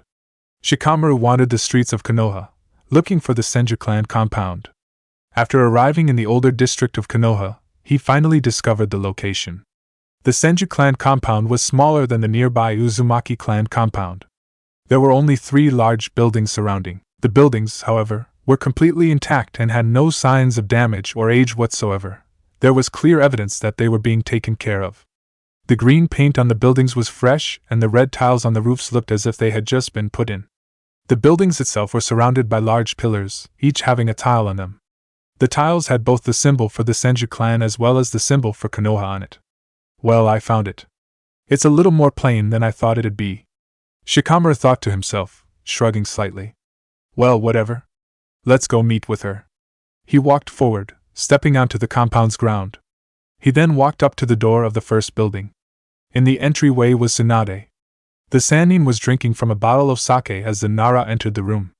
She quickly turned her attention to him and smirked. Right on time, she noted with a snort. I was actually expecting a Nara to arrive late. Either your mom forced you to get out here this early or you are actually one of the rare members of your clan that can actually get up and do something. Honestly, it's a bit of both, Shikamaru admitted with a shrug. He then gave the woman a serious look. So, when do we start? Tsunade took another drink from sake bottle. She then started to walk off and gestured for him to follow her. The 2 shinobi proceeded to walk through a wooden hallway. So, before we start, I'd like to ask you a few questions. I know we met briefly at lunch that one day, but we didn't talk much. And honestly, I barely got to know you, Tsunade commented as she took another drink. She then gave Shikamaru a serious look. So, why medical ninjutsu?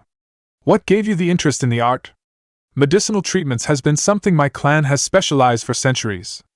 I suppose that always created an underlying interest, Shikamaru answered with a shrug. Mom has always talked about wanting to teach me medical ninjutsu and has expressed an interest in me learning the art. This is about your mother then? Tsunade questioned, frowning slightly. He shook his head. It was her idea to start training, but it's not about her. Honestly, I just want to make myself the most well-rounded shinobi I possibly can. And why?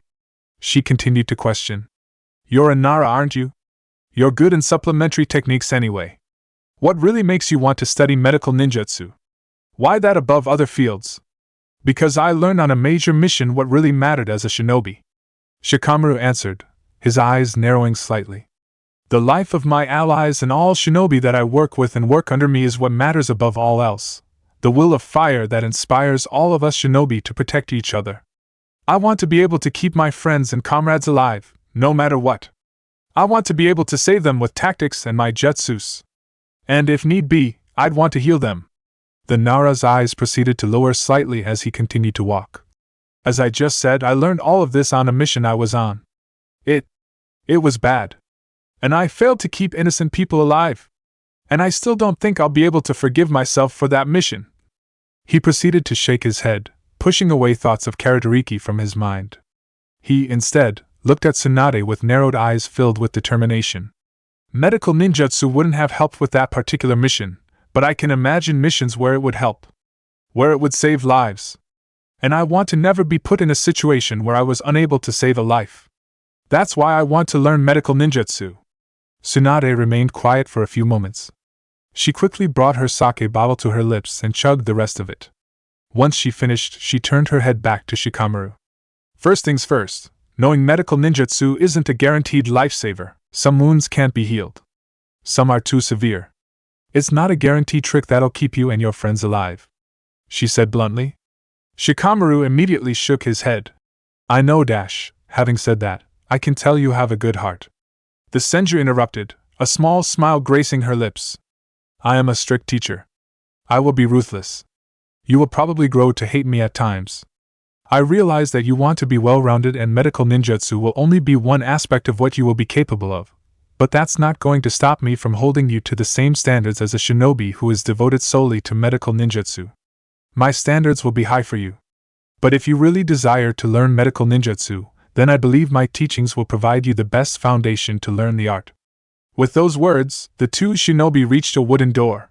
Tsunade reached for the handle and opened it. They were inside a room that resembled an infirmary. "I will show you the basics first, and teach you about the equipment you will need to know how to use.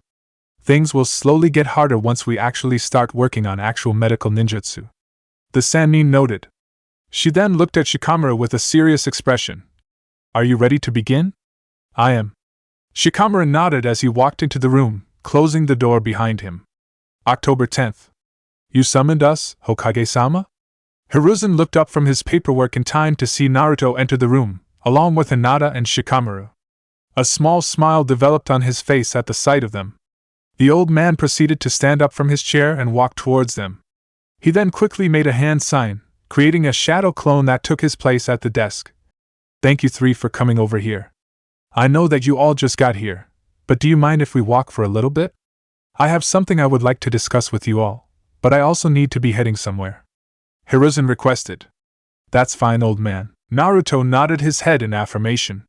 "Where do you need to go?" "Oh, I'll show you when we get there," the Hokage said with a chuckle. The group proceeded to leave the office and the building. They then began to walk out into the streets of Konoha just as the sunset was beginning over the village. "By the way, Naruto-kun, happy birthday," the Sandaime said cheerfully, smiling at the blonde. A small smile developed on Naruto's face.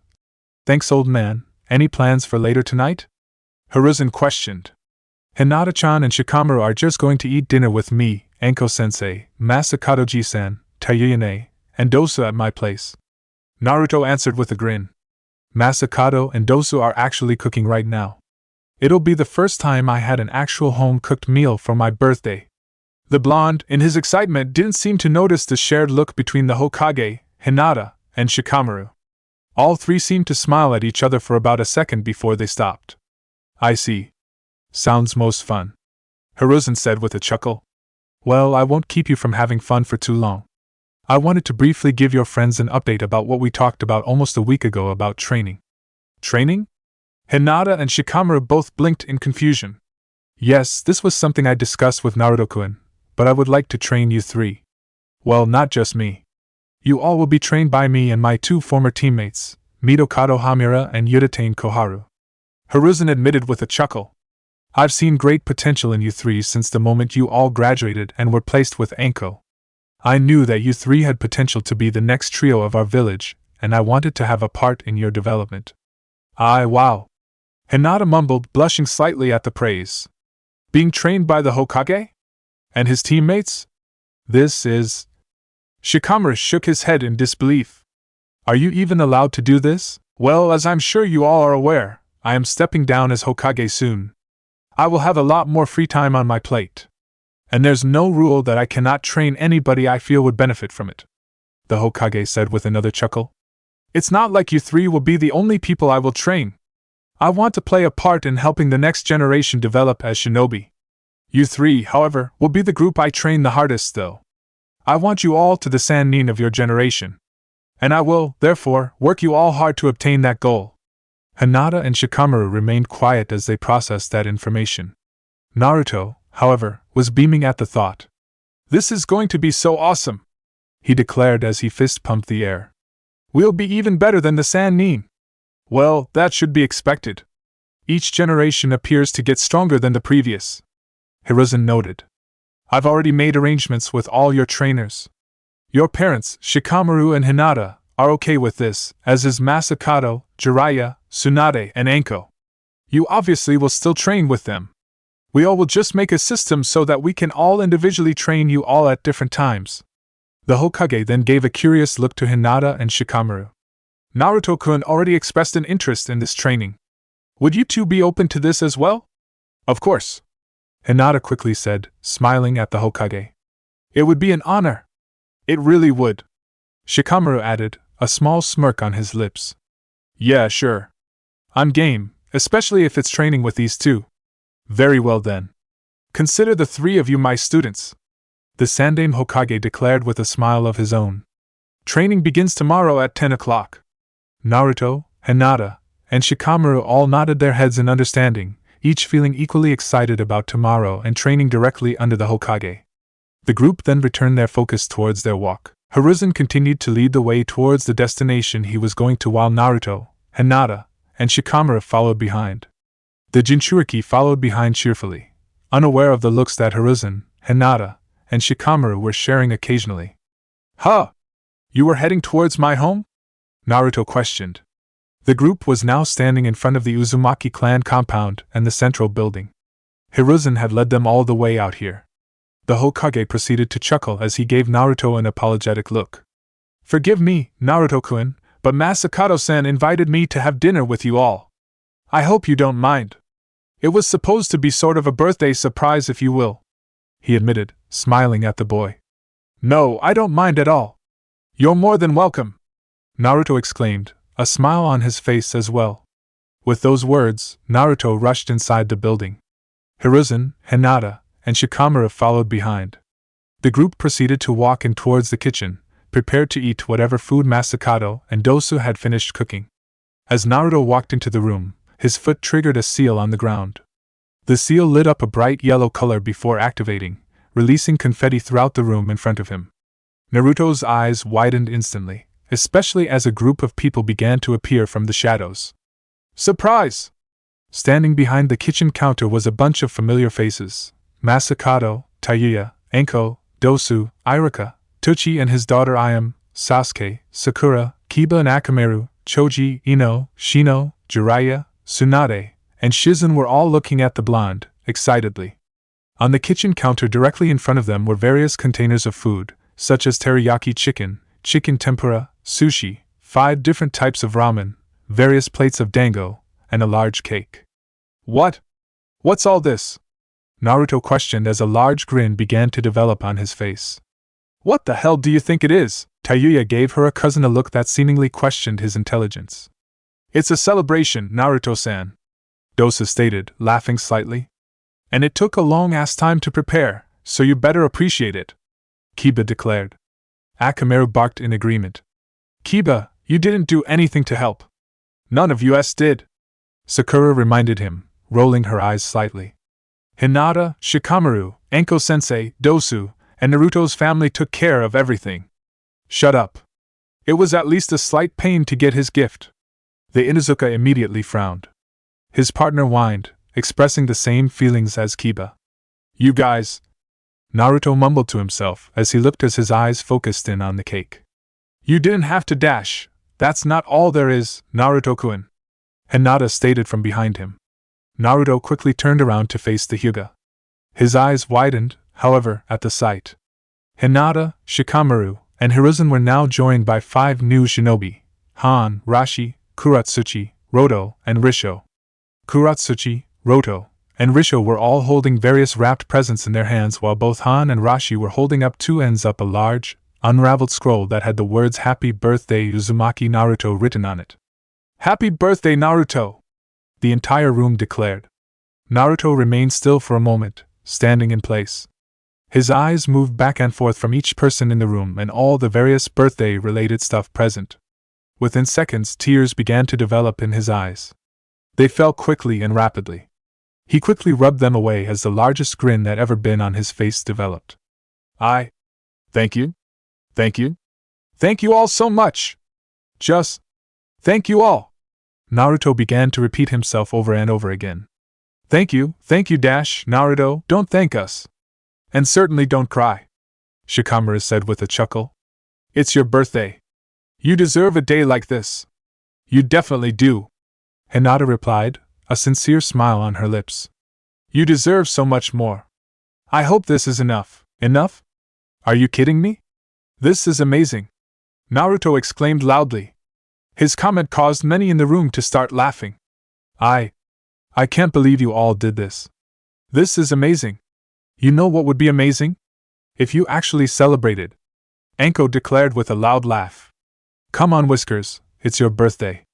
You got lots of food to eat and presents to open. Naruto's impossible wide grin seemed to grow even wider at the suggestion.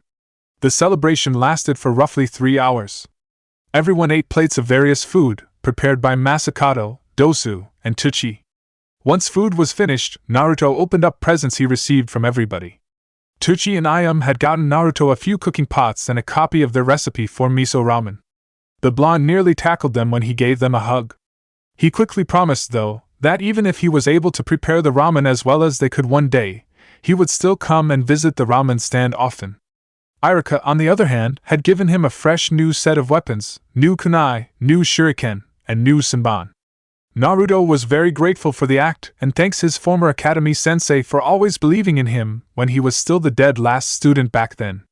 Ino seemed to recall Naruto mentioning at one point that he enjoyed gardening and taking care of plants, so she brought over various plant and flower seeds and urged him to use them to grow a beautiful garden in the Uzumaki clan compound. He thanked her immensely as he began planning where he would place the garden. Choji gave him a voucher to Yakinikuku that would place his bill on the Akimichi's tab for the next month. The Uzumaki was nearly salivating as he thanked him. Shino, after hearing that Naruto was studying Fuinjutsu, got him a new set of sealing tags, new pens, and new cartridges of ink. The blonde was incredibly grateful, as he was soon going to need more. Sakura, apparently, was thinking along the same lines as Shino, as she also gave Naruto a new set of sealing tags, new pens, and new cartridges of ink. She also supplied him with more explosive tags. Naruto laughed and thanked her, and also reminded her about working on Fuinjutsu together. Kiba decided to give Naruto a pair of shiny silver gauntlets with claws attached to them, informing him that he could fight like an animal whenever he wanted. Naruto smirked in response and thanked Kiba, telling him that he couldn't wait to show him how animalistic he could get in battle. Sasuke, on the other hand, opted to give him a scroll. Naruto looked at it and recognized the technique, fire style, fireball jutsu. The Uchiha mumbled something about staying a well-balanced shinobi and knowing techniques of various elemental affinities and offered to assist Naruto with the jutsu if he needed some assistance. The Uzumaki grinned in response and thanked Sasuke. He also offered the Uchiha the opportunity to learn a wind-related jutsu if he was interested, which caused Sasuke to smirk in response. Tsunade and Shizen had only just met the blonde, so they ended up working together to get him a gift, a scroll containing the jutsu wind style, Divine Wind. The two explained how useful the jutsu could be from a strictly offensive standpoint, especially when combined with a fire jutsu. Naruto was very appreciative gift and informed that he would learn the jutsu immediately. Jiraiya, on the other hand, opted to give Naruto a book, The Tale of the Utterly Gutsy Ninja. After briefly explaining what the book was about, Naruto was near tears once again as he thanked his godfather for the gift. Just as Sakura thought similarly to Shino, Roto also was thinking similarly to Ino. The civilian-raised shinobi brought Naruto various seeds from plants that were native to Iwa and Tsuchi no Kuni. He also gave him a small book with instructions on how to properly take care of the plants. Naruto thanked him, explaining that his garden was going to become even better. Risho gave Naruto a series of books from the manga series, Rurouni Kenshin. He mumbled that he thought Naruto might be interested in stuff like that, but when Naruto mentioned a comment about liking manga, Risho got much more involved in the discussion and urged Naruto to start reading as quickly as possible. Kuratsuchi gave Naruto another jutsu scroll, Earth Style, Rock Gun. She said something akin to Sasuke, that knowing multiple jutsus of different elements would be helpful. She informed Naruto that it took her only 4 days to learn the jutsu, and she challenged him to learn it quicker. Naruto replied with a grin, saying that he'd learn it within 3 days. The granddaughter of the Tsuchikage grinned back. Dosu gave Naruto a pair of black fingerless that he had customized for the blonde. The gloves had the Uzumaki clan symbol printed where the knuckles were. He also explained that he had them designed with a sealing tag put inside. Naruto could seal his sealing tags and pens inside to perform Fuinjutsu mid-combat. Naruto immediately put the gloves on and thanked him immensely. Tayuya bought him a silver flute, similar to the one she had. She explained that, while Naruto may not use it for combat like she does, she could teach him how to play if he was interested. He expressed an immediate interest and hugged his cousin, thanking her and asking to learn. Rashi had given him a copy of each book in his fantasy book series, Tengaku no Sato. He also gave Naruto a copy of the next book in the series that had yet to be released in stores and told him that he had his blessing to, after reading the book, to sell it to someone in the village and make a lot of money from it.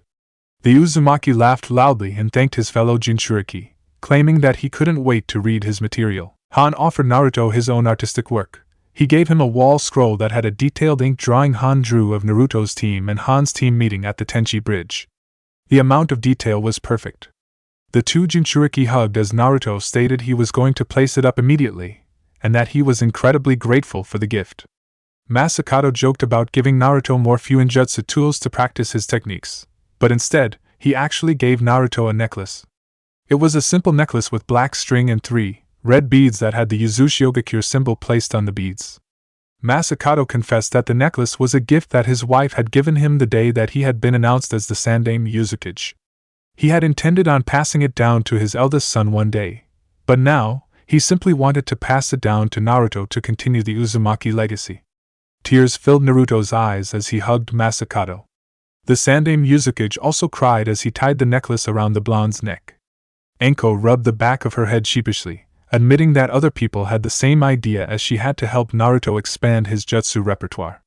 Nevertheless, she brought him a scroll for a jutsu type that he had never experimented with, lightning style, Thunderbolt. The Jonin admitted that lightning release was one of her weaker elements, but she said that was one of the most important to learn, especially since it could be used in tangent with Hinata's water-related jutsu. The blonde Uzumaki grinned in response, feeling excited to experiment with the jutsu. Shikamaru gave Naruto a set of explosive tags, opening himself up to momentary teasing from the blonde about his obsession with explosives. The Nara simply chuckled in response. He also gave Naruto a ceiling seal that was filled with various items for pranks: water balloons, paint, toilet paper, pen ink, etc. A grin developed on the blonde Uzumaki's face as he began to imagine what he could do with his new materials. Shikamaru also bought Naruto a nice orange-painted chair that he could put out in his garden in case he ever felt like relaxing. Naruto's grin developed more into a sincere smile as he gave his best friend a hug, thanking him for his gifts. Hinata opened up her gift by handing letters to Naruto. The blonde Uzumaki looked at them, and realized that they were letters from shinobi who could not make the party that Hinata had reached out to. There were letters from Hatake Kakashi, Uzumaki Karen, Uzumaki Anoka, Yuki Haku, Kawada Mizora, Utakata and Hataru, Terumi Mei, and a letter marked by a shinobi named Kamui. Naruto looked at each letter and smiled at the sight of them. He planned on reading them in a little bit, and sending a response back as soon as he could. After giving him the letters, Hinata then gave Naruto her own gift. She verbally acknowledged that, after hearing the various explanations Sasuke, Kuratsuchi, and Enko gave about having a diverse jutsu pool, she said that she was going to teach Naruto how to use water-style gunshots so that way, he would know at least one jutsu of every elemental affinity. He laughed in response, and said that he would love to learn and teach her a wind jutsu in thanks. She smiled back. He then opened up a present from her and saw a beautiful, elaborate black kimono that had a dark orange outline on the sleeves. It also had the Uzumaki clan symbol embedded on the back. She then gave the blonde a kiss on the cheek, causing him to blush and stutter out his thanks, causing her to giggle in amusement. Naruto looked at each and every gift he received. His eyes then focused on all of his friends that attended the party. He had no clue what he did to deserve them, but he was so grateful that he had them in his life. After opening up presents and being the center of attention for roughly 3 hours, Naruto walked away from the party. People were still chattering away about various topics, but the blonde needed a moment to rest. He walked outside the building and sat down by the door. He then proceeded to look upward into the sky, his eyes focused on the moon. "Have you been enjoying the party so far, Naruto Toto?" The Uzumaki turned his head towards the voice and saw Han walking out of the building. A wide grin developed on his face as he gestured towards the area on the floor next to him. The IWA Jonin smiled behind his mask as he took the seat next to him. "I've been having a blast. This has probably been the best birthday I have ever had," Naruto declared, his grin growing wider. "Thank you so much for coming, Han and I. Have you been having a good time?" "No need to thank me," Han chuckled in response. "I have been enjoying myself. I'm not used to being out amongst large crowds like this, but this has been quite nice. It's different from my usual routine. Well, glad you can break it every once in a while. The QB Jinchuriki commented with a chuckle. I still can't believe you all were able to show up. Was there any issue with leaving IWA? How did you even know there was going to be a party anyway? That was the work of your teammates. The Gobi Jinchuriki replied. Anko-san had sent the messages to IWA through her snakes.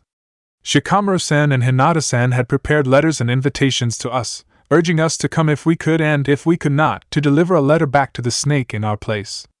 The man then shook his head.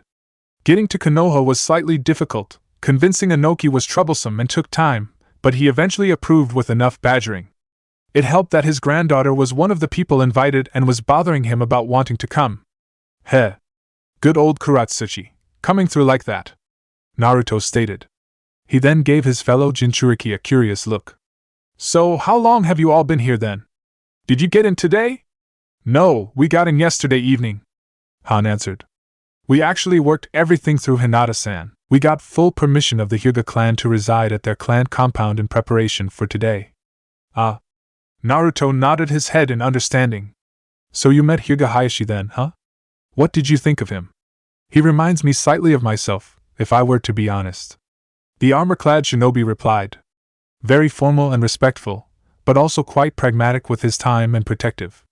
Protective is one way to put it. The blonde grumbled. Naruto mumbled those words to himself, but Han managed to hear them anyway. The Gobi Jinchuriki laughed in response, which eventually caused Naruto to laugh with him. Within moments, the two Jinchuriki leaned back, lying down on the wood of the Uzumaki clan compound's floor. They stared into the moon in the sky. Naruto Ototo, when we first met, you told me that not all humans were disgusting creatures. Han commented, his eyes remaining focused on the moon. I didn't believe you back then, but even if I ignored the relationship that I have developed between myself and my own students, seeing your friends around you makes me realize that you were correct and that I was wrong to be so cynical. They do genuinely care about you, more so than I thought any human could possibly care for a Jinchuriki like ourselves. I can't speak for all humans, but I know my friends. They are good people. Naruto replied. He then shook his head as a smile developed on his lips again. No, they're the best people. Shikamaru and Hinata-chan are the best people I have ever met. I can tell that. I am glad that you have made such strong relationships. The Gobi Jinchuriki noted. His eyes moved from the moon to his fellow Jinchuriki. You have grown stronger, Ototo, in both physical and emotional characteristics. You are really becoming an extraordinary shinobi in person. I consider it a blessing to have met you. Thanks, Han and I. Thanks so much. Naruto's smile widened as he looked back at his surrogate brother. I'm grateful I met you too. You've done a lot for me and have helped me mature and grow and really helped me calm myself down. I tend to think about you every time I finish meditating and all the time it took for you to teach me how to properly do it. Do not remind me of that. Han immediately shook his head. That was quite the difficult task. For a moment, I thought it was biologically impossible for you to sit still and remain silent for any given period of time. I wasn't that bad, the Uzumaki quickly stated sternly. Han proceeded to give him a look, which caused Naruto's stern expression to falter slightly. I wasn't, right?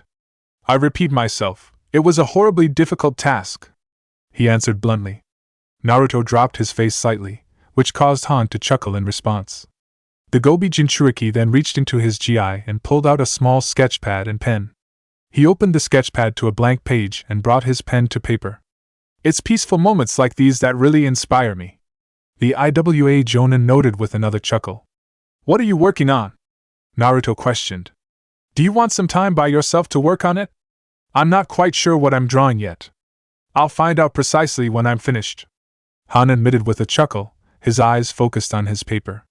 I don't personally mind the company, although I might bore you like this. Perhaps you might find better companionship in one of your friends? Maybe Hinata-san? The Uzumaki looked over at the armor-clad shinobi in confusion. The man proceeded to wink, which caused Naruto's cheeks to brighten red. What the dash? Naruto shook his head. I'm 14 now. I'm not thinking about that kind of stuff. I never said anything. I merely implied that you might enjoy her company more. Aren't you two in a relationship now? The man questioned, smirking behind his mask. Anything you thought I was implying was something you thought to yourself. There's actually a psychology student about such thoughts. Okay, I'm leaving. The Uzumaki quickly stood up. The Gobi Jinchuriki chuckled in response. The two said their farewells before they left off. Han returned his full attention to his drawing. The moon was present on his sketch pad. He drew light lines, creating moonlight. The IWA Jonin's eyes moved throughout the paper, trying to identify exactly what he should do next. Perhaps the moon is shining above the Hokage faces? I like that imagery, Han realized. As he brought his pen down against the paper, a smile developed behind his mask. I wonder what Naruto Toto's face would like amongst the other faces. With that thought in mind, Han quickly went to work on continuing his drawing. Long day? Shikamaru yawned as he turned his head towards the approaching figure of Kuratsuchi. The two were apparently the only ones still hanging around the food and the dining area. The rest of the partygoers were standing up, talking to other people and being social. Sorta. Shikamaru answered with another yawn. Had training with Tsunade in the morning. Had a quick D-rank mission after that for some extra cash. Then spent the rest of the time helping Hinata get ready for the party. Yeah, I know. You didn't come by until later in the day. Kuratsuchi commented, frowning slightly. Meant that I didn't really get to see you until basically now, you know? Yeah? I'm sorry. The Konoha shinobi answered, returning her frown with one of his own. The two Chunin quickly turned their heads to the groups around them. They noticed Kiba and Risho talking to each other slightly hesitantly. Kuratsuchi's eyebrow rose at the sight of them. Hey, did your dog boy pick up manners or something? She questioned. He was never that polite to us IWA shinobi when we first came for the exams. I don't know. I haven't talked too much to Kiba recently. Shikamaru shrugged. He then gave her a questioning look. Risho seems more cheerful, though. Anything happened with him? A lot, actually. Kuratsuchi sighed in response. His cousin did try to get him removed from the clan, and while he failed to accomplish that, he apparently did hurt his reputation amongst them. Risho didn't feel comfortable living at the Kurigane clan compound anymore. He was so uncomfortable, actually, that he moved in with Roto and his family. Oh. The Naro's eyes lowered slightly as his frown deepened. I'm sorry for him. The Tsuchika's granddaughter shook her head. Don't be. Risho actually seems happier than he has been for a while. I think moving in with them has helped his disposition more. He does seem genuinely nicer. Well, that's good at least. Shikamaru said, his frown turning back into a small smile. His eyes then focused on Roto. He noticed the IWA civilian-born shinobi was currently talking with Sakura, Ino, and Choji. The Nara noticed that his eyes would occasionally dart to Hinata, but they'd quickly turn away as he focused back on the conversation he was having. Any reason why Roto seems to be avoiding Hinata? He questioned. Well, Roto had a thing for her. He was actually planning on asking her out the next time he saw her. And well, it looks like she and Naruto became a thing before he could ask. Kuratsuchi noted, smirking slightly in response. He'll get over it later. How long have Naruto and Hinata been a thing, by the way? Not horribly long. It was sometime when we were on a mission in Mizuno Kuni. Shikamaru shrugged in response. A small smirk developed on his face. Took them long enough, though. I was honestly about to make a betting pool on when they'd get together. Kuratsuchi chuckled in response. The two shinobi remained quiet for a moment as a small frown began to develop on the kunoichi's face. She then poked Shikamaru slightly. Hey, mind if we head somewhere else for a moment? I'd like to talk to you for a bit, she requested. Shikamaru nodded his head. The two Chunin then started to walk off. They headed towards the building's entrance, briefly passing Naruto on their way out. They walked by Han, who was working on a drawing, and headed further out towards the red gate at the entrance to the compound. They then stopped walking as Kuratsuchi turned her full attention towards Shikamaru. So, did you ever get the letter I wrote to you? She asked. I never got a response back from you or Naruto, so I didn't know. The Nara nodded his head. I got the letter, yes. I read it a couple of times over and over again. Yeah. Kuratsuchi's cheeks reddened in response. Her reaction caused Shikamaru to chuckle slightly, which only caused her cheeks to redden more. What prompted the letter again? Naruto sent you a letter himself, asking you to write something to me? Shikamaru questioned. He said you weren't feeling good and weren't feeling like your normal self. Also said something about some asshole you fought, she said with a scowl. Naruto was no help. Didn't give me shit to work with. I had to fill in a bunch of holes with information I know for a fact wasn't true. Sounds like him. Shikamaru chuckled again in response. Kuratsuchi smiled back in response, but her smile quickly faded as she looked at the Nara in closer detail. She shook her head slightly. So, how are you feeling? The IWA Kunoichi asked in a slightly hesitant fashion. She seemed unable to look Shikamaru directly in the eye. Never heard back and have been, kinda worried about how you were feeling. It was Shikamaru's turn to frown. He immediately shook his head. Naruto said that the toad he asked would not redeliver a letter back, so I just never ended up getting anything sent. I should have asked Enko-sensei to send a letter for me or something. That is my fault. I'm sorry, the Konoha shinobi informed her. Don't apologize for that. Kuratsuchi quickly shook her head as well. I wasn't trying to make you feel bad. I was just saying what I was thinking. No, I understand. I was just saying back, Shikamaru replied. He then took a deep sigh before smiling slightly. To be honest, I'm probably not fully okay. Naruto wasn't kidding when he said an asshole was involved. I fought arguably the most insane man I have ever met. I saw a man who did acts and said things that seemed to still haunt my dreams from time to time. Shikamaru stopped his speech, as he felt a hand touch him. He looked over and noticed that Kuratsuchi had closed the distance between himself and her, and had placed her right hand on his shoulder. The kunoichi was looking at him in concern. This action seemed to cause his smile to widen slightly. I should be doing worse, honestly. The only reason I'm not, though, the thing that has helped me push that man's actions and words from my mind, is you, he informed her. Kuratsuchi's eyes widened exponentially. The blush that had faded a few moments ago had returned an even brighter, redder color. Why? She stuttered out her question. Because you said what I needed to hear. You reminded me of what it meant to be a shinobi. But more than that, you showed me how much you believed in me. And that really helped. Shikamaru answered, his smile growing wider. Because you're a great friend in person, Kuratsuchi. And you're someone I am lucky to know and have in my life. Kuratsuchi remained still for a moment as she processed his words. A few seconds passed by before a wide grin developed on her face, her blush developing even further. A blush began to develop on Shikamaru's face as well, as he started to rub the back of his head as well. I'm just Ash. His words were interrupted as Kuratsuchi leaned forward, eyes closed, and placed her lips against his. She brought her hands around his neck and pulled him closer to her. Shikamaru's eyes widened in response for a second before they closed, and he returned her kiss, bringing his hands around her waist. A few seconds passed by before the two chunin broke apart. Shikamaru and Kuratsuchi were both blushing bright red still, but they were both smiling at each other. What was that? He questioned her, his smile growing wider. Something that I had wanted to do since the day I left Konoha last time, Kuratsuchi admitted with a chuckle. Did you like Dash? It was Kuratsuchi's turn to be silenced as Shikamaru leaned forward and kissed her. She reacted much more quickly than he did, returning his kiss and pulling him even closer to her. The kiss lasted roughly a second shorter, but the two had seemingly wider smiles after it. And what was that, Shikamaru? Kuratsuchi asked. Something that I didn't realize until now that I wanted to do, Shikamaru stated. The blush on his cheeks seemed to grow. And something I want to keep doing. The granddaughter of the Tsuchikage giggled in response as both she and the Konoha chunin closed the distance once again. Naruto walked back inside the building and headed back to the kitchen. He quickly found Hinata, talking to Dosu and Tayuya.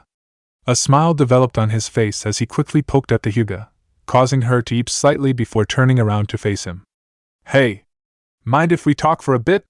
The blonde Uzumaki questioned. Hinata nodded her head. Sure. The Hyuga heiress excused herself from her conversation as she and Naruto walked off. Dosu and Tayuya exchanged knowing looks before chuckling to themselves and continuing their conversation from there. Both Naruto and Hinata walked through the hallways of the clan compound back to his room. Upon entering, they were greeted by the sight of a shadow clone hanging up the ink scroll that Han had drawn and given Naruto for his birthday. The clone waved at them before it disappeared, having completed its task. You already have the scroll put up? Hinata questioned as she looked at it in closer detail. Pretty sweet, huh? Naruto grinned as he sat down on his bed. He then made a gesture around his room as he pointed to the various gifts he had received, the books, the jutsu scrolls, the equipment, etc. I had a few clones carry everything back here. I'm going to get stuff a little better organized some other time, but for now, this'll do. You got a lot of amazing stuff, Naruto-kun. Everyone did their best with coming up with gifts for you, she noted with a smile. So, did you have a good birthday? Are you kidding? This is probably the best birthday I have ever had, the Uzumaki declared, his grin growing even wider. I can't believe you helped get everything set up for me like this. It wasn't just me, you know, Hinata replied, shaking her head slightly. Shikamaru-kun and Anko-sensei were major helps. And Masakato-san and Dosu-kun also helped. Yeah, I know, but you did a lot for me for this. And I really appreciate that, Naruto told her. His eyes then wandered to the letters that Hinata had given him. And I can't believe you got all of those for me too. I know. The kunoichi looked over to the letters and nodded. I was hoping they'd all be able to come too, but I guess the Kirigakure shinobi are busy getting the village built back up. They couldn't really afford to come up. A small frown developed on her face. I was hoping that at least Anoka-san would have been able to show up. Nah, I completely get why they couldn't. I'm just happy they even wrote me something. Naruto chuckled in response. And I can't believe you even found Utakata to even ask him in the first place. The snake came back with that letter today. It took a while to find him, I suppose? Hinata admitted with a chuckle. I suppose maybe he could have showed up if I managed to have found him earlier or sent the request out earlier. I'm sorry, Hinata-chan, there is nothing you need to apologize for, Naruto repeated himself, shaking his head. Thank you for everything. Just thank you so much for everything. I'm glad you really liked everything, Naruto-kun. A smile developed on Hinata's face as she finally sat down on the bed next to him. I know you never really had a proper birthday celebration before, so I wanted to make sure you had a good one at least once. I wanted to do something special for you, so I'm very relieved and happy that you ended up having a good time. More than a good time, the Jinchuriki informed her, still grinning. The two shinobi inched their faces closer and shared a brief kiss. The two parted quickly after and smiled at each other. Naruto's cheeks began to brighten as he looked at his girlfriend in the eye. No, really, Hinata-chan. I had a great time. This is the first time I had something like this before with so many people, and you helped put it all together. Naruto informed her, his smile widening. You've always been there for me, you know? Always telling me exactly what I need to hear and giving me the courage and confidence to believe in myself as much as I do. Naruto-kun, that's what you do for me. Hinata mumbled, blushing bright red herself at his words of praise. I mean it though. You've really helped me grow as a person. I feel like I'm a nicer, more patient person because of you. And I definitely feel like I'm happier because of you, he said. The blonde took a second to shake his eyes, resisting the urge to tear up. Despite his efforts, Hinata noticed him about to. Her eyes widened in response as she brought her hands to her chest.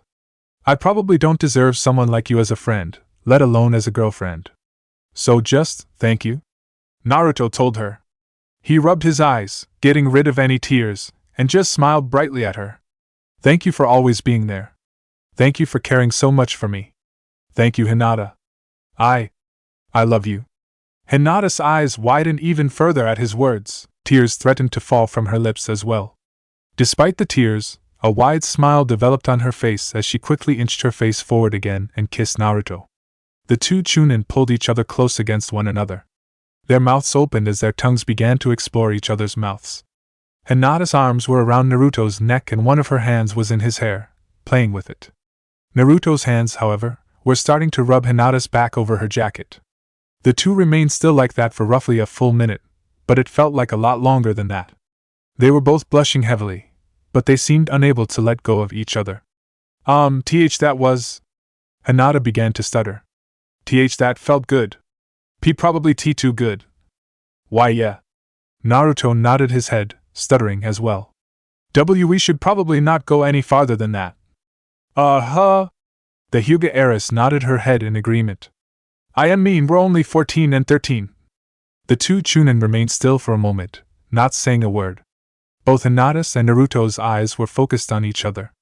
A few seconds passed by before they both finally seemed to calm down and smile at each other. Why, we won't go any further, but do you think we can do that again? Hinata asked her boyfriend. Naruto nodded his head, his smile turning into a grin as the two embraced once again. For the first time in his life, Naruto was certain that the day he was having was the best day of his entire life. He wasn't quite sure what could possibly top this day. It was the day he felt more love from others and love for others, love for Hinata and love from Hinata, than he had ever felt before. 10 o'clock came quickly the following morning. Naruto, Hinata, and Shikamaru all hurried to the Hokage's office at the designated time. They quickly entered the room and bowed as they approached the people inside. Sarutobi Hiruzen was standing in the room, but he was no longer wearing his Hokage's robes. He was wearing the black combat suit he wore for battle. Standing right by his side were Hamura and Koharu. Unlike the Hokage, the two were clad still in formal attire, the type of clothing they wore every day when on the job. Their eyes narrowed slightly at the sight of the Chunin, while Hiruzen smiled at them. Naruto, Hinata, Shikamaru, it is nice to see you all here on time. He greeted them with a chuckle before he pointed to the two shinobi to his right and left. As you can see here, these were my teammates back in the day, Mitokado Hamura and Yudatane Koharu. Nice to meet ya, Databeo. Naruto greeted them cheerfully, waving his hand. It is an honor to meet you both, Hinata declared, bowing slightly. Shikamaru gave no verbal response. He simply bowed in a similar fashion to Hinata. It is a pleasure to meet you three, Koharu commented, bowing as well. Hiruzen has spoken highly of you all and your skills. Hamura, in contrast from his partner, simply nodded his head in acknowledgement. He has, so I hope that none of you managed to disappoint. You must forgive Hamura, Hiruzen stated as he walked forward and placed his right hand on the man's shoulder. He was never the most sociable person growing up, and it has only gotten worse with age. Hamura scowled slightly in response, but gave no verbal reply. This caused the Sandaime Hokage to chuckle. He then turned his head towards the three Chunin. Anyway, as you all are here, we should head out. We will begin training at the personal training ground that Tobirama-sensei trained us on, the Hokage informed the group. Please follow me. Naruto, Hinata, and Shikamaru nodded in understanding. Hiruzen proceeded to walk out of the room and the Chunin followed right behind. Hamura and Koharu walked behind the group, lagging slightly. After leaving the office and the building, the group headed in the direction of the Hokage Mountains. As the group came closer, Koharu and Hamura caught back up to the three Chunin and turned their attention to them. Has Hiruzen informed you about what type of training this is going to be? Hamura questioned. He said he wanted us to become stronger, and that he wanted to work with this next generation and stuff. Naruto answered with a shrug. Also said we could become like a legendary trio of ninjas like the Sannin if we worked hard enough. Potentially you could. You could also become a legendary trio like us, the Tengaku no Shinobi, Koharu said. Her eyes then narrowed on the group. Admittedly, I am not a patient woman. There was a reason I was never assigned a genin squad. I am really only assisting with your training because Hiruzen has assured me of your skills and the potential strength your development as a trio could bring to Konoha. He made similar claims to me. Hamura nodded his head. Therefore, I request that none of you disappoint me. There are other ways that we could be spending our time. You two are so pessimistic nowadays, Hiruzen called out from the front. You should not come into training like this with the attitude that they need to not disappoint you. You should have a more positive disposition. Koharu and Hamura said nothing in response. The group proceeded to keep traveling in silence. A few minutes passed before they reached the Hokage Mountains. They walked towards the base of the mountain, directly under the shadow of Hashirama's face. Hiruzen then slammed an open palm onto the ground, forcing chakra into the ground. Immediately, a rock stairwell appeared on the ground that led into the mountain itself. Naruto, Hinata, and Shikamaru looked at the scene in surprise. What the hell? The blonde questioned, his eyes wide. My apologies. Did that take you by surprise? Hiruzen commented, chuckling as he started to walk down the newly visible stairway. There's quite a few secrets within this village you probably do not know about, Naruto-kun. As the Hokage walked down the stairs, Koharu and Hamura followed behind. Naruto, Hinata, and Shikamaru proceeded to start walking down as well. The further down they walked, the darker the stairway got. It felt as if they were descending into a cave with absolutely no light. After carefully traveling down the stairs for a few minutes, the group finally reached the bottom of the stairs. Hiruzen made a hand sign, which caused the stairway to disappear. He then made another hand sign, causing seals to brighten, illuminating the area. Naruto, Hinata, and Shikamaru could now look around at the area around them in better detail. The training ground was, indeed, a large cave with many rock formations on the walls. The cave had a flat surface on the ground, however, allowing them to walk freely. It was filled with targets, fighting dummies, and new equipment and weapons. At the edge of the area, they could see a small running spring with fresh water. "This is so pretty," Hinata commented, her eyes focused on the spring. "It is. It's a training ground invented by Tobirama-sensei. He was an overly paranoid man, so he designed our training ground to be hidden to avoid any potential spies from observing our training. We were at war at the time, after all," Koharu noted, smiling slightly. "Being here again brings back memories." "It does." Hiruzen nodded his head in agreement. He then turned his head to face the Chunin present. "I decided to bring you all here to highlight history. This is where we, as a trio, developed into the shinobi that we are today. I took the Sannin here to train once they proved that they could be an elite trio to me. I am bestowing that honor to you three. Are you all prepared for intense training?" Naruto, Hinata, and Shikamaru shared a mutual look with each other before nodding their heads. They then focused on Hiruzen and narrowed their eyes on him, each showing a look of determination. "Let's do this," Naruto stated, speaking for himself and his teammates. Hiruzen proceeded to chuckle in response. "I can see you are all focused. This will be good." The Hokage then proceeded to clap his hands together. "Let's not waste any time here, shall we? Let's begin."